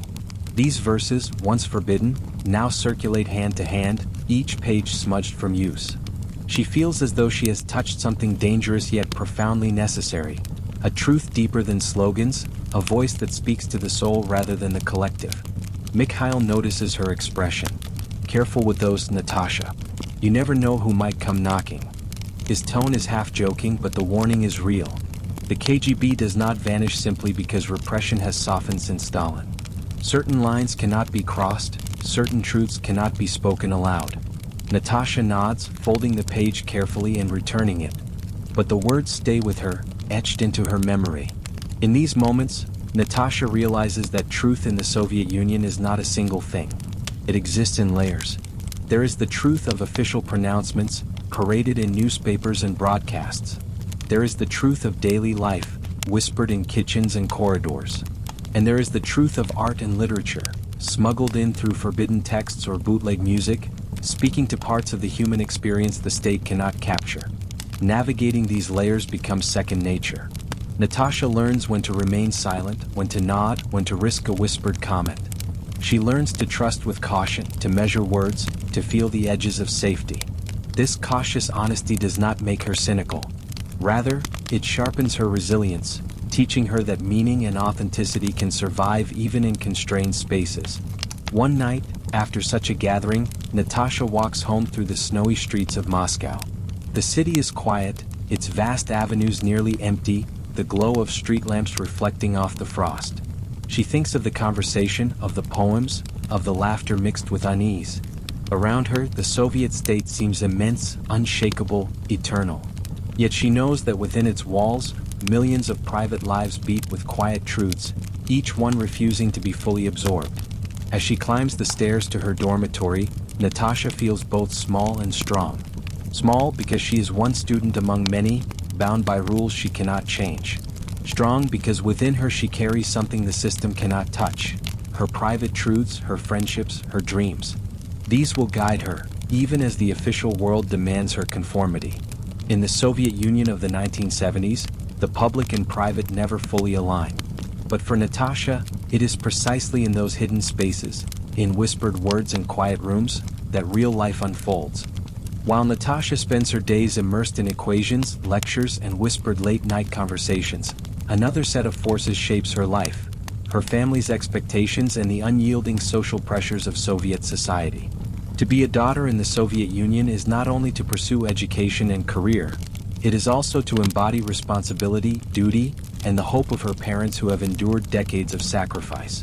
On Sunday afternoons, Natasha travels across Moscow by tram to her parents' modest apartment. The building, like countless others, is a gray slab of concrete, uniform in design and weary with age.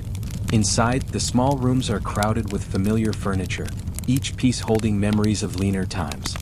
Her parents welcome her with warmth, her mother fussing over food, her father offering proud but practical advice. These visits are rituals, comforting but weighted with unspoken expectations. Her father, a factory worker with calloused hands and a tired back, takes pride in his daughter's studies. "An engineer," he says with satisfaction, repeating the word as though it were a promise. "You'll have a secure job, maybe even your own apartment one day. That's what matters." For him, Natasha's achievements are not only her own but a reflection of the family's collective success. He sees in her the realization of dreams denied to his generation, crushed by war, rationing, and hardship. Her mother, though more tender, is no less insistent. She speaks of stability, of the importance of marrying a reliable man, of raising children who will carry forward both family and Soviet values. "You are fortunate, Natasha. Don't forget it.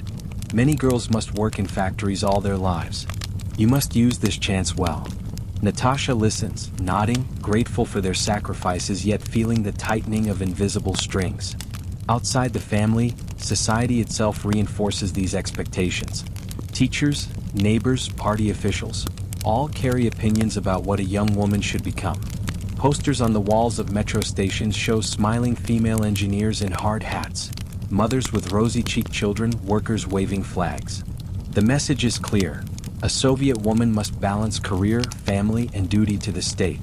Success in one sphere is never enough. Fulfillment is measured collectively.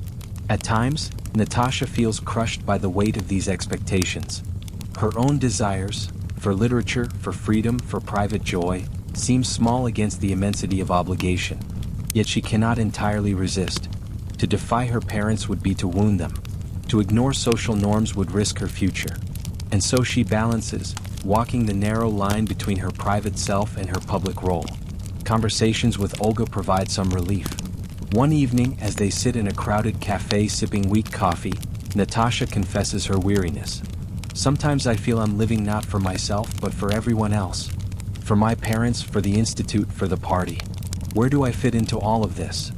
Olga leans back, considering. "We all feel that way. My mother wants me to marry a doctor, the Komsomol wants me to organize youth lectures, and my boss wants me to work twice as hard. It never ends. But we find our own spaces little by little." Indeed, Natasha discovers that compromise becomes survival. She fulfills her duties, studies diligently, attends meetings, but she also nurtures private corners of selfhood. A notebook of copied poems, a stolen hour with a novel, a secret longing for music forbidden by the state. These small acts do not overthrow expectations, but they preserve something vital, her own sense of identity. Still, pressure grows as she nears the end of her studies. Relatives begin asking about marriage prospects. Her parents drop hints about grandchildren. The institute expects her to take on leadership roles in Komsomol activities. Everywhere she turns, Natasha feels the eyes of others measuring her, urging her toward paths they consider proper. She wonders if she has the strength to resist, or if resistance is even possible in a society where personal and collective are so deeply entwined. At night, lying awake in her dormitory bed, Natasha reflects on the paradox of her life. The Soviet system provides opportunities, education, career paths, security, that her parents never imagined. Yet those opportunities come with strings attached, binding her future to the needs of family, state, and ideology. She is both privileged and constrained, empowered and burdened. In the quiet, Natasha whispers to herself lines from Akhmatova that she has memorized, and the word I wanted to say will remain unsaid. The words resonate deeply. They capture her struggle, the gap between what she feels and what she can express, between the life she dreams of and the one she is expected to live. Still, Natasha is not defeated. She knows she must carry these expectations, but she also knows she carries within her a quiet resilience. She may not defy openly, but she will not surrender entirely. Like so many Soviet citizens, she learns to live in dualities, fulfilling duty while keeping alive a secret self. And so she continues, moving forward step by step, balancing love for her family with her own unspoken dreams, learning that survival in the Soviet Union is not only about work or ideology but about navigating the unseen web of obligations that binds every life. By the mid-1970s, Natasha completes her degree at the Moscow Engineering Physics Institute. The final exams are grueling, days filled with oral defenses, problem-solving under pressure, and detailed technical reports. When she finally receives her diploma, stamped with the seal of the Soviet state, her parents beam with pride. She has done it, become the first in her family to hold a university degree. Yet Natasha knows that in the Soviet Union, finishing education is only the beginning. The next step, her work assignment, will shape the course of her adult life. Unlike in the West, where graduates search for jobs through interviews and applications, Soviet graduates are assigned positions by state distribution committees. These committees consider the needs of the 5-year plan, the demands of industries, and the records of each student. Natasha fills out forms listing her preferences, but she knows her choice will weigh less than the state's priorities. Go where the motherland needs you, the slogan says. And so she waits, anxious but resigned. When the assignment comes, Natasha learns she will be placed at a research facility in Moscow, working on projects related to automation and industry. It is a prestigious assignment by Soviet standards, offering better housing opportunities and a higher chance of advancement. Her father claps her on the back. You see? Engineering was the right choice. Now you will build the future.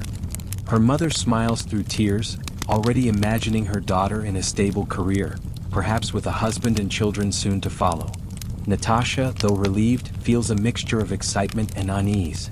She is proud of her achievement, grateful to stay in Moscow rather than be sent to a remote factory in Siberia, but she cannot ignore the quiet voice within her that still yearns for literature and languages. She tells herself she can carry both, the career demanded by the state and the private passions that nourish her soul. The research facility becomes her new world. A massive gray building on the outskirts of Moscow, it hums with the energy of scientists, engineers, and technicians. Natasha's first day begins with a formal welcome, a speech from the director about the importance of their work to the socialist economy. She is shown to a small office shared with 2 other young engineers, desks lined with stacks of technical manuals and drafting tools. The equipment is serviceable but outdated, some machines decades old, requiring constant improvisation. We build progress with yesterday's tools, one colleague jokes and everyone laughs knowingly. Her tasks are demanding but repetitive. Calculations for automation systems, technical drawings, reports for supervisors. The work is framed as contributing to the future of socialism, but in practice it often feels like patching up inefficiencies with limited resources. Natasha quickly learns the art of doing more with less. Substituting materials, stretching equipment, making do with what is available. It is frustrating, yet also a quiet source of pride. Every small success feels like a victory against the system's shortages. Colleagues become a second family. They share tea breaks in the communal kitchen, trade jokes about bureaucrats, and celebrate birthdays with Soviet champagne and homemade cakes. Older engineers mentor the younger ones, passing down not only technical knowledge but also practical wisdom about navigating bureaucracy. Always keep 3 copies of everything, one advises. One for the office, one for the committee, and one for when they lose the first 2. Housing soon follows. Through her workplace allocation, Natasha is assigned a small 1-bedroom apartment after only 2 years on the waiting list, a relatively short time by Soviet standards. It is plain, furnished with the same standard pieces found in apartments across the country. A sofa bed, a wall unit, a table with chairs. Yet to Natasha, it feels like a palace. For the first time, she has a space of her own, with shelves for her books, a balcony for potted plants, and a kitchen where she can host her friends. Despite the progress, challenges remain. Promotions depend not only on skill but also on active participation in party activities. Natasha attends meetings, contributes to ideological essays, and volunteers for extra shifts when requested. She does not believe all the slogans, but she understands the necessity of appearing loyal. The system rewards those who conform outwardly, even if their private thoughts diverge. In quiet evenings, Natasha continues her personal rituals. She reads by lamplight, copying passages into her notebook, listening to bootleg Beatles records that scratch and pop with every spin. Her apartment becomes another kitchen sanctuary, where friends gather to drink tea, laugh, and sometimes speak truths too dangerous to voice outside. Within those walls, Natasha feels the balance of her life, the engineer by day, the dreamer by night. Her career beginnings are not glamorous, but they are steady. She has carved out her place in Soviet society, fulfilling the expectations of her family and the demands of the state, while keeping alive the ember of her private self. In the Soviet Union of the 1970s, this is not failure, it is survival, adaptation, and a kind of quiet triumph. As she looks out from her balcony one evening, the Moscow skyline glowing under a pale sunset, Natasha reflects on her journey. She is both proud and wistful, secure and restless. Her life is beginning in earnest, and though it is framed by the structures of socialism, she carries within her the knowledge that she is more than the role assigned to her. She is Natasha, an engineer, a daughter, a friend, and a woman who refuses to let the system define the entirety of her soul. By the late 1970s, Natasha has settled into her role as an engineer, but work is only part of life in the Soviet Union. Leisure, how people spend their evenings and weekends, becomes just as important for maintaining balance and sanity. In the Brezhnev era, leisure is carefully shaped by the state, yet also quietly reinvented by citizens who seek meaning and joy within the narrow margins of what is available. For Natasha and her friends, leisure often begins at home. The Soviet apartment, though small, is the heart of personal life. Her living room doubles as a cultural hub, a record player spinning both state-approved Soviet Estrada and bootleg Beatles albums copied onto X-ray films, shelves stacked with well-worn books borrowed from friends or second-hand shops, a modest television that broadcasts state programs, from evening news to documentaries about space exploration. Evenings might be spent with a pot of tea, neighbors dropping by for conversation, or long kitchen table discussions where people speak more freely than they ever would at work or in public. The state promotes certain leisure activities as both healthy and ideologically sound. Sports, for example, are considered essential to socialist development. Natasha sometimes joins colleagues for factory-organized volleyball tournaments or winter skiing trips outside Moscow. Stadiums fill with spectators for soccer and hockey matches, where Soviet teams compete not only for victories but for national pride. When the Soviet hockey team faces Canada in international tournaments, the games are broadcast across the country, watched by millions, accompanied by a sense of collective triumph or disappointment. Cinema is another cornerstone of leisure. The Soviet Union invests heavily in film, producing works that blend entertainment with ideological messaging. Natasha and her friend Olga regularly attend the Cosmos Cinema to see the latest releases. Some are light comedies or romances, others are patriotic war dramas, and a few, like the beloved spy series 17 Moments of Spring, become cultural events. Everyone in her office watches, and the next morning conversations buzz with favorite scenes and quotes. In a society where choices are limited, shared cultural experiences take on enormous importance, binding people together. Music, too, fills Soviet leisure spaces. Official Estrada singers perform in theaters and on television, their carefully polished songs celebrating love, labor, and the beauty of the motherland. Yet unofficial music circulates quietly, passed from hand to hand. Vladimir Vysotsky's raw, poetic songs of longing and struggle, underground rock recordings echoing Western influences. Natasha owns a precious cassette of Vysotsky's music, given to her by a colleague. Listening to it late at night feels like stepping into another world, still Soviet, yet more authentic, more real than the slogans on posters outside. Vacations represent one of the highlights of leisure under Brezhnev.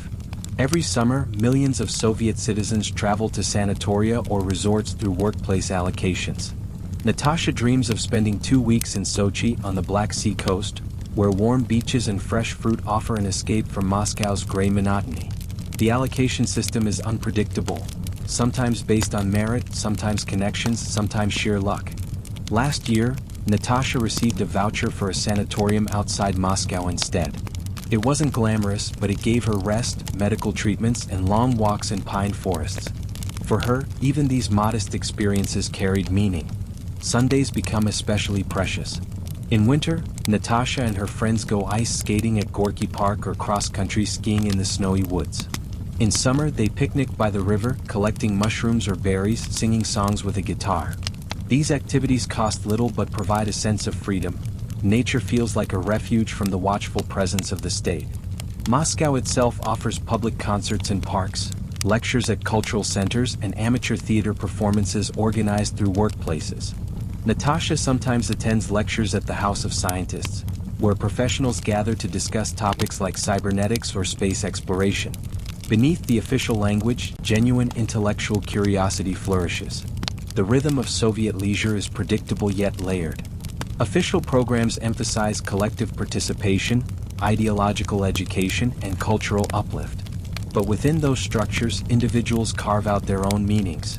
Natasha finds joy in books, conversations, music, and the small acts of cultural exploration that slip through the cracks of censorship. When she and Olga line up for hours to buy tickets to a Vysotsky concert, they know they're participating in something more than entertainment. It is a subtle act of cultural resistance, a reminder that even within limits, authentic voices can be heard. At the same time, the limitations are undeniable.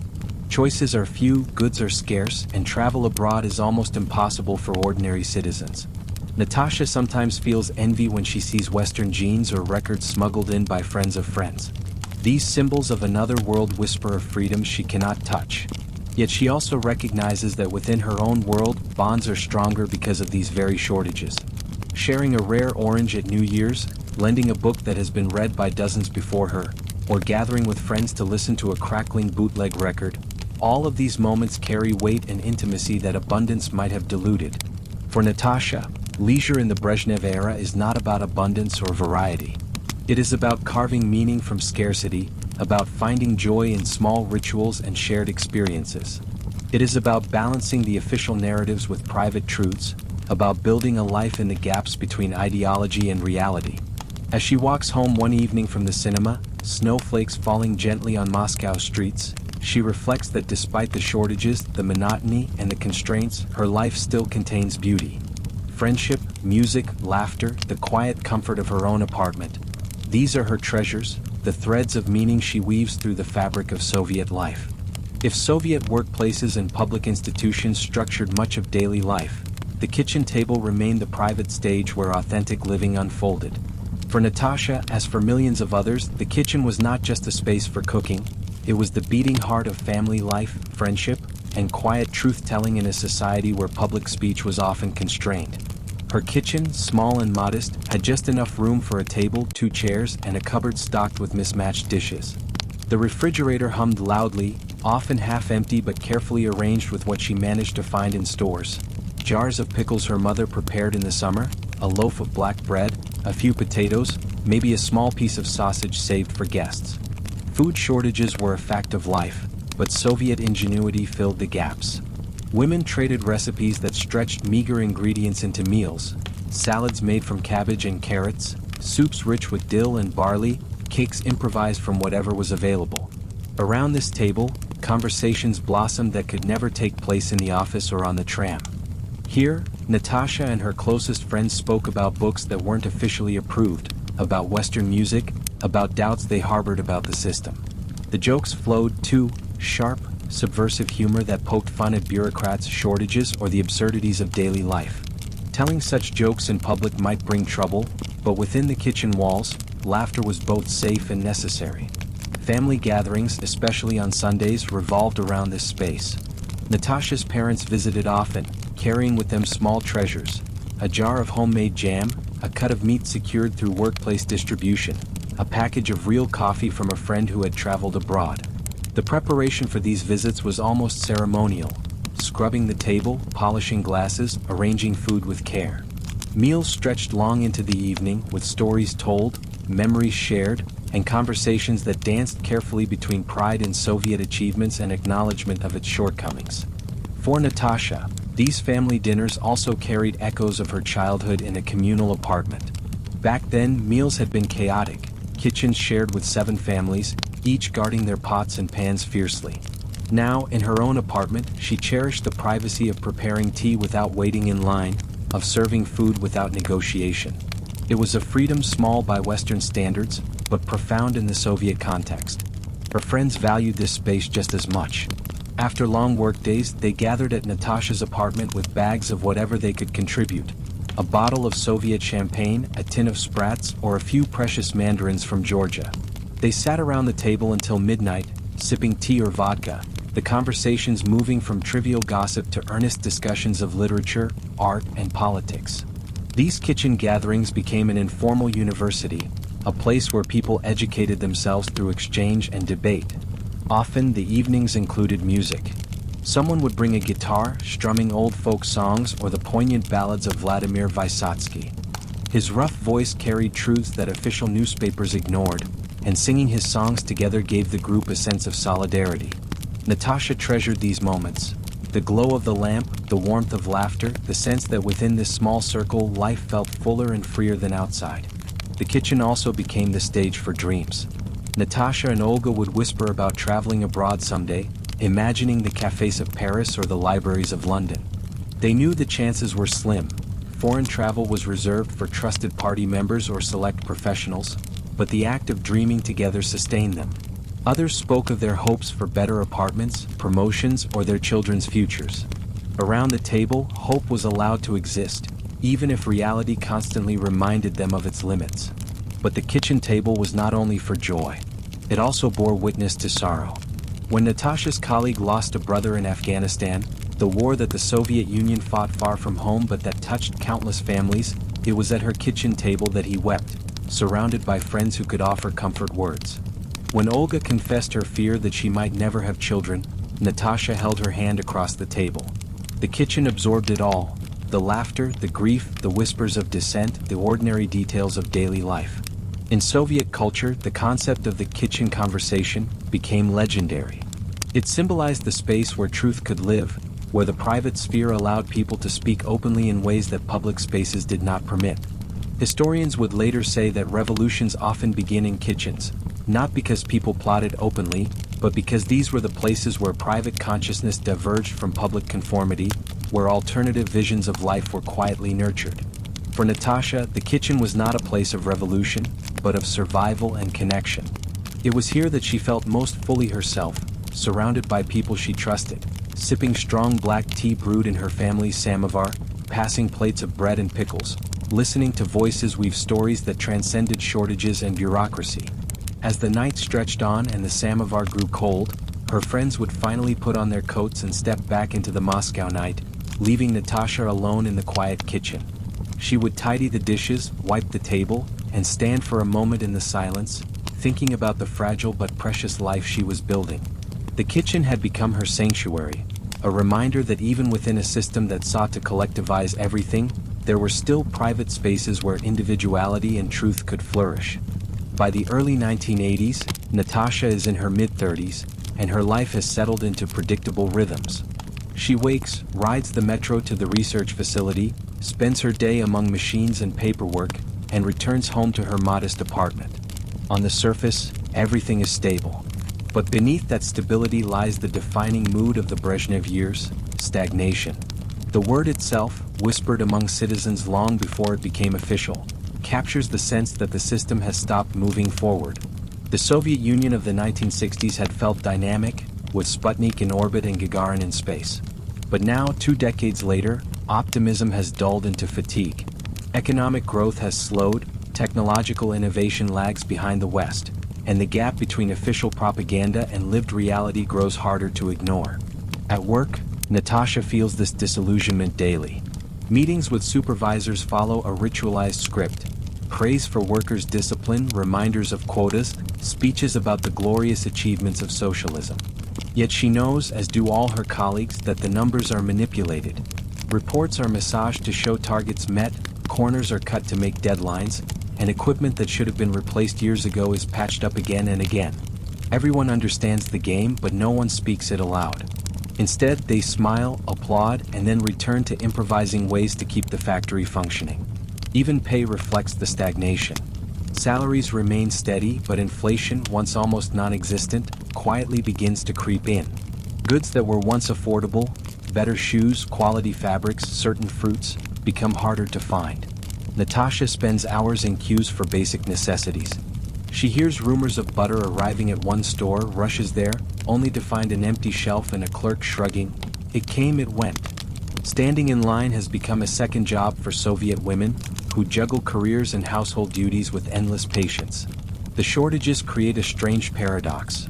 Money matters less, but connections matter more. Natasha learns to cultivate a web of relationships.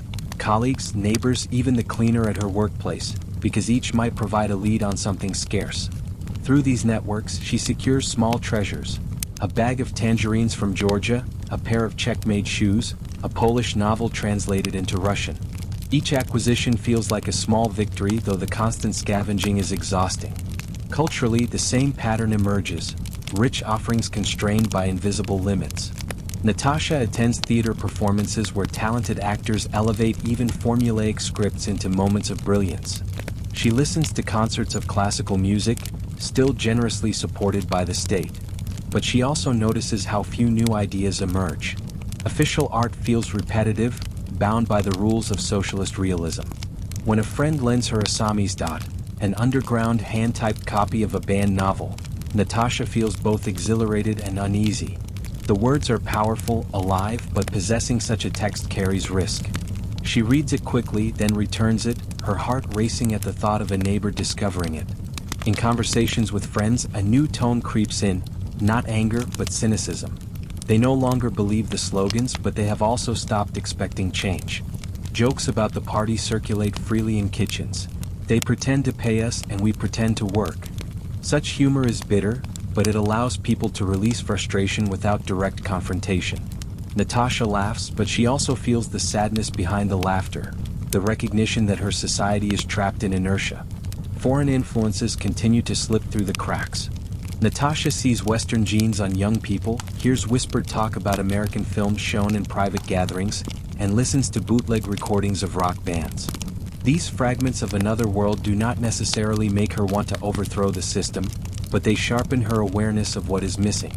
She wonders what it would be like to walk into a store and find shelves full, to travel freely across borders, to read any book without fear. Such thoughts remain private, shared only with trusted friends. Even in personal life, stagnation makes itself felt. Natasha has dated a few men, colleagues, friends of friends, but relationships often falter under the weight of practical concerns. Housing shortages make it difficult for young couples to marry unless one has access to an apartment. Many postpone marriage or live with parents, creating tension. Natasha sometimes feels the ache of loneliness, but she finds solace in her circle of friends and in her work, however uninspiring it may be.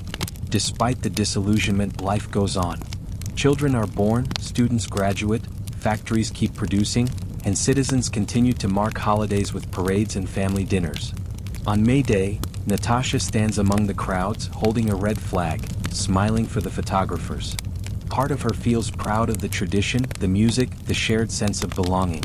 Another part feels weary, knowing that the cheerful posters promising a bright future hide a reality of shortages and slow decay. Late at night, when the city grows quiet, Natasha sometimes stands at her window, looking out over Moscow's skyline. The lights of factories flicker in the distance, the hum of the metro faint below. She thinks about her life, the security it provides, the opportunities she has had, but also the limits she cannot cross. There is no great crisis, no dramatic collapse, only the slow suffocation of possibilities. This is the essence of Brezhnev's stagnation. A society that functions but without vitality, a system that survives but without belief. Natasha, like millions of others, endures it with resilience, humor, and quiet adaptation. Yet beneath the routines of work and leisure, she feels an undercurrent she cannot quite name. Change may be distant, but the air itself seems heavy, waiting. By the mid-1980s, the Soviet Union was no longer simply stagnating, it was creaking under the weight of its contradictions. The death of Brezhnev in 1982, followed by the brief rules of Andropov and Chernenko, created a sense of drift. Ordinary citizens like Natasha carried on with their routines, but everyone felt the uncertainty. Factories still churned out goods, parades still filled Red Square, but fewer and fewer people believed the slogans. The air felt tired, as if the system itself was running on habit rather than conviction. When Mikhail Gorbachev rose to leadership in 1985, a ripple of cautious hope spread across Soviet society. At just 54, he was younger than his predecessors, energetic, and spoke with a directness rare among officials. Words like perestroika, restructuring, and glasnost, openness, entered daily conversations almost overnight. For Natasha, now in her mid-30s, these terms carried both promise and uncertainty.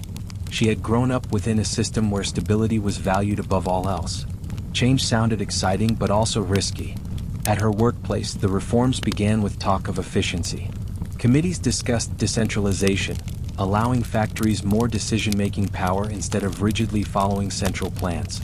Meetings grew longer, filled with debates about new economic models.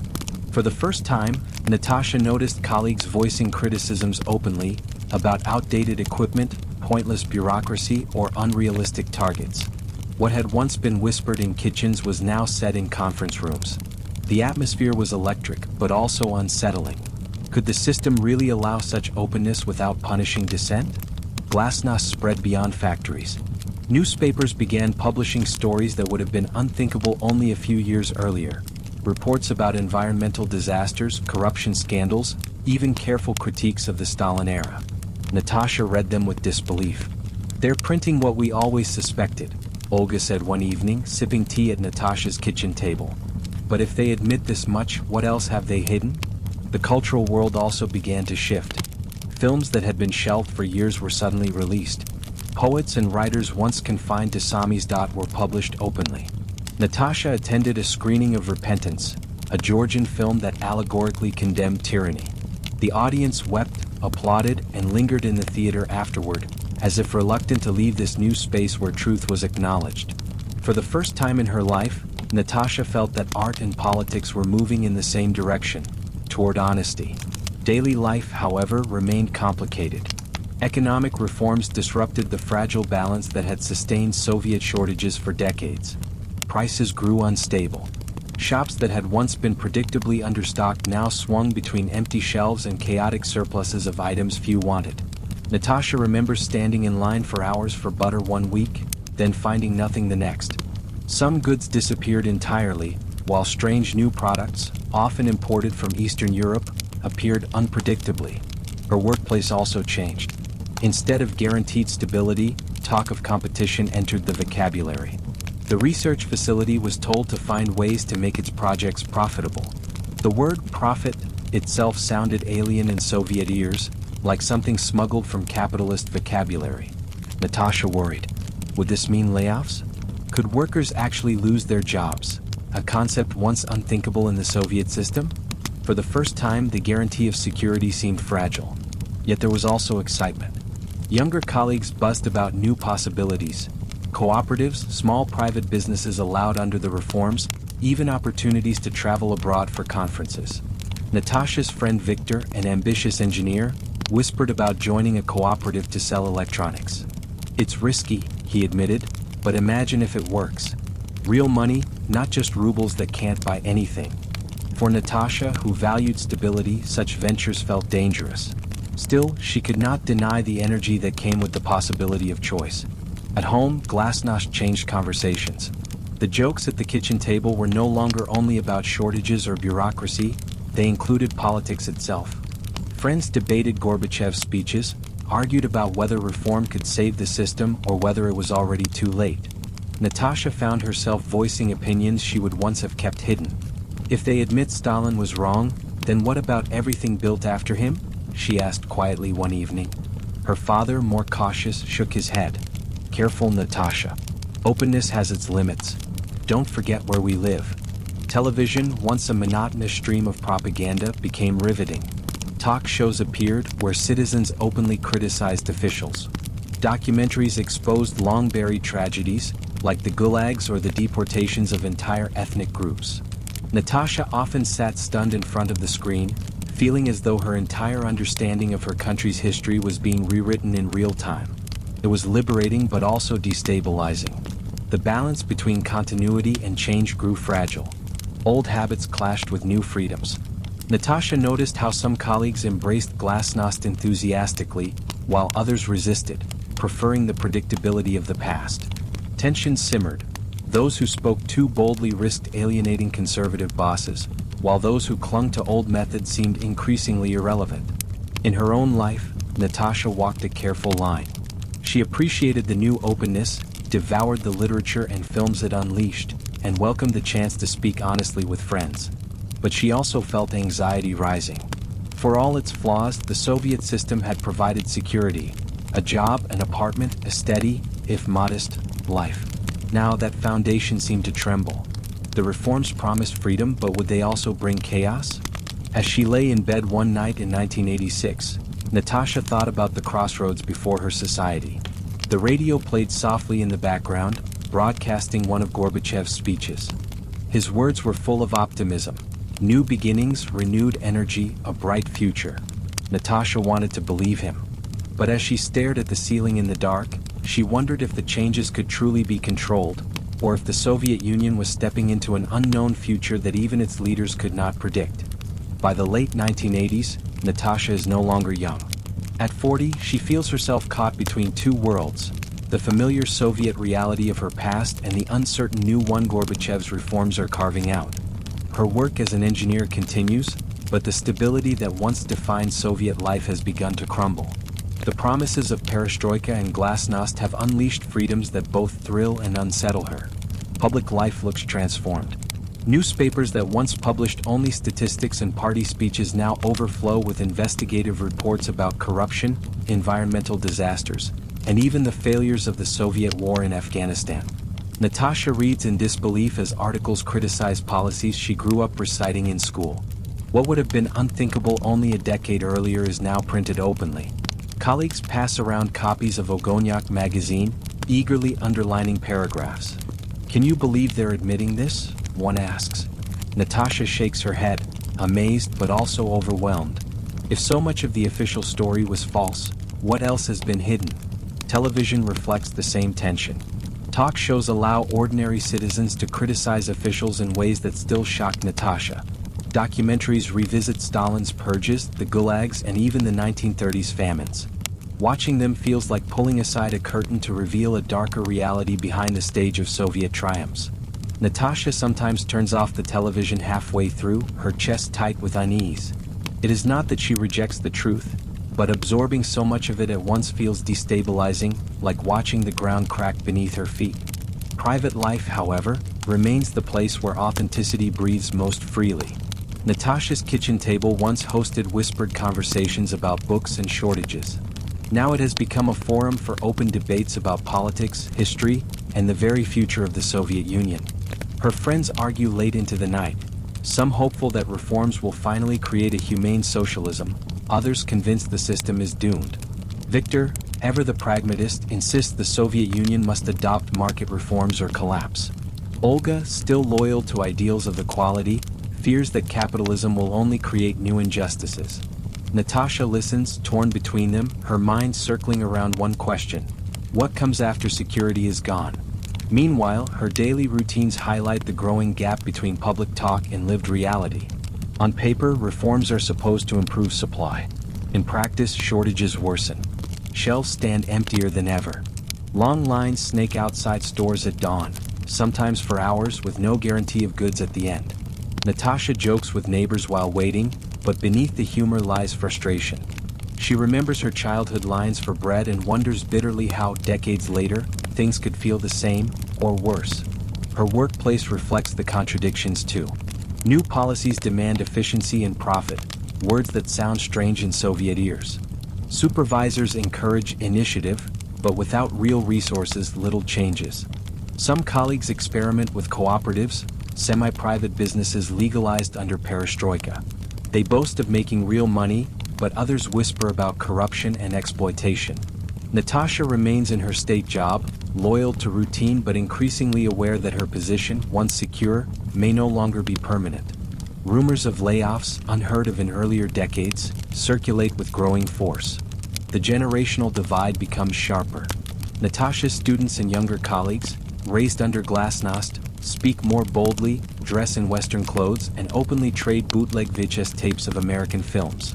They seem unafraid to question authority, something Natasha never dared at their age. She admires their courage but also worries for them. "Careful," she warns one young engineer. "Things change but not that fast." He laughs, shaking his head. "Natasha, the future is already here, you're just afraid to see it." Yet Natasha also feels the pull of these changes. She treasures the new books appearing in stores, works by previously banned authors, novels and memoirs that reveal the Soviet experience in unvarnished detail. She listens to music that once circulated in secret now broadcast openly on radio stations. She even attends a lecture on philosophy where the speaker criticizes Marxist-Leninist orthodoxy in ways that leave the audience stunned into silence, then thunderous applause. Feels like breathing fresh air after years of stale slogans. Still, the tension between public promises and private survival never disappears. Official speeches praise reforms, but Natasha sees the strain in her friends' lives. Olga struggling with shortages in her clinic, Victor juggling bribes to secure equipment for his cooperative, neighbors grumbling that freedom of speech cannot put butter on the table. The Soviet Union seems caught between two realities, an official narrative of progress and a lived reality of scarcity. One evening, Natasha hosts another gathering at her apartment. The tea glasses clink, the guitar strums, and debates rise again. But this time the tone is different. No one bothers to whisper anymore. The fear that once lingered has lifted, replaced by something more volatile: impatience. People are no longer content with small truths spoken in kitchens. They want those truths to matter in public life. Natasha listens as voices grow louder, and for the first time she wonders whether the Soviet Union itself can hold together under such strain. As she clears the table after midnight, Natasha reflects on the paradox of her time. She has never felt freer to speak, read, and think. Yet she has also never felt more uncertain about tomorrow. The dual consciousness that once defined Soviet life, private truths versus public conformity, has now spilled into the open. The whole country seems to be living in two realities at once, and Natasha knows that such a balance cannot last forever. She looks out her window at the Moscow skyline, glowing with scattered lights against the night sky. Somewhere beyond the horizon, change is coming fast, too fast perhaps. For now, she clings to what she knows: the warmth of her kitchen, the loyalty of her friends, the fragile thread of continuity in a world where old certainties are vanishing. By the close of the 1980s, Moscow feels like a city caught in a storm. Natasha, now in her early 40s, senses change everywhere. In conversations on the metro, in the tone of newspapers, in the uneasy laughter of her colleagues at work. For most of her life, the Soviet Union had seemed eternal, its structures unshakable. Now, cracks run through every corner of daily life, widening with each passing month. Shortages, once frustrating but manageable, become acute. Shelves stand bare for days. Ration cards appear for basic goods, and even these sometimes fail to guarantee supplies. Natasha remembers lining up for hours, ration card in hand, only to find there was nothing left when her turn came. She feels the humiliation most sharply when she watches younger people shrug and laugh. Of course there's nothing. Why would there be? The resignation cuts deeper than anger. At her workplace, the research facility struggles. Orders from ministries no longer arrive regularly. Management urges workers to find innovative solutions, but provides no resources. Rumors swirl that whole departments may be dissolved, contracts shifted to emerging private cooperatives. For the first time, Natasha's job, once the most stable thing in her life, feels fragile. She still arrives every morning, still fills out reports and attends meetings, but in her heart she knows the ground beneath her is shifting. Glasnost has transformed the media into a window of both revelation and chaos. Newspapers publish exposés about gulags, corruption, and the Chernobyl disaster, whose devastation was long downplayed. Each story erodes the trust that once sustained the system. Natasha sits at her kitchen table with the latest issue of Ogoniak, staring at photographs of ruined villages and poisoned landscapes. "They lied to us," she whispers, though the words no longer carry shock, only weary confirmation. At the same time, new freedoms bring exhilarating possibilities. Independent groups spring up, organizing discussions, protests, even small businesses. Natasha attends a lecture by a reform-minded economist who talks openly about markets and democracy. The room is packed, the energy electric. People ask bold questions, their voices tinged with urgency. Natasha feels both awe and fear. This openness is what she once dreamed of, but it feels unleashed too quickly, like a dam breaking without warning. The geopolitical landscape echoes the turmoil. On television, Natasha watches grainy footage of protests in the Baltic republics, human chains stretching for miles as people demand independence. In the Caucasus, tensions rise between ethnic groups long contained by Soviet power. Even in Moscow, small demonstrations appear, people carrying signs calling for reform, even for the end of Communist Party rule. Natasha walks past one such protest, her steps quickening. The sight is astonishing, almost unthinkable, yet it is happening before her eyes. In private life, the atmosphere grows heavier.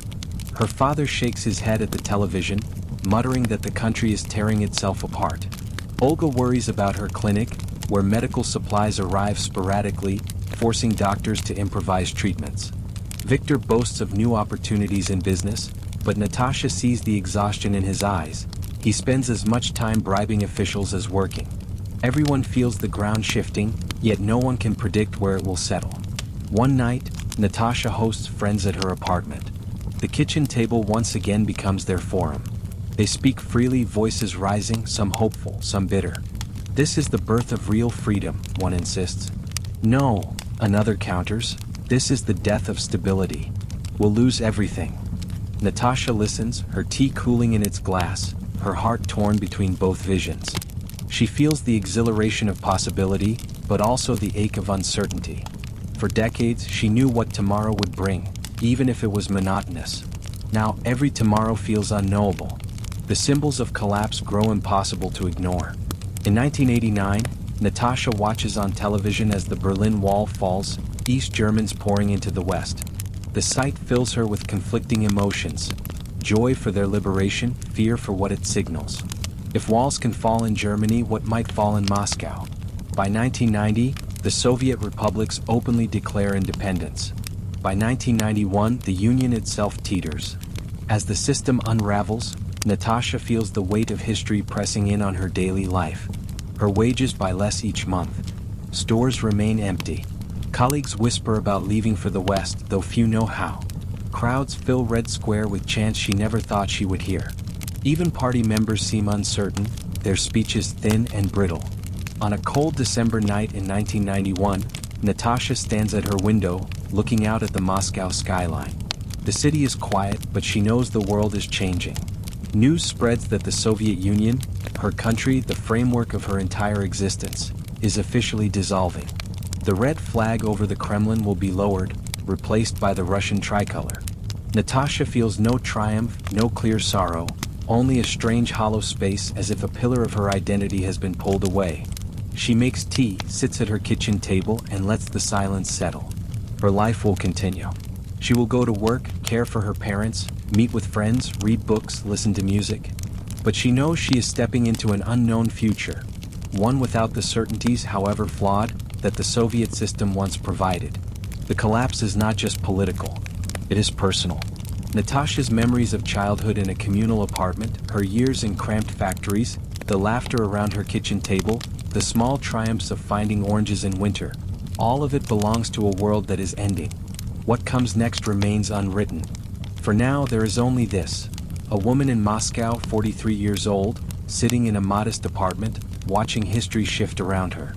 Her life has been shaped by the Soviet experiment from beginning to end, but her story is not over. The Soviet Union has collapsed. Natasha, like millions of others, must carry her memories into a future she cannot yet imagine.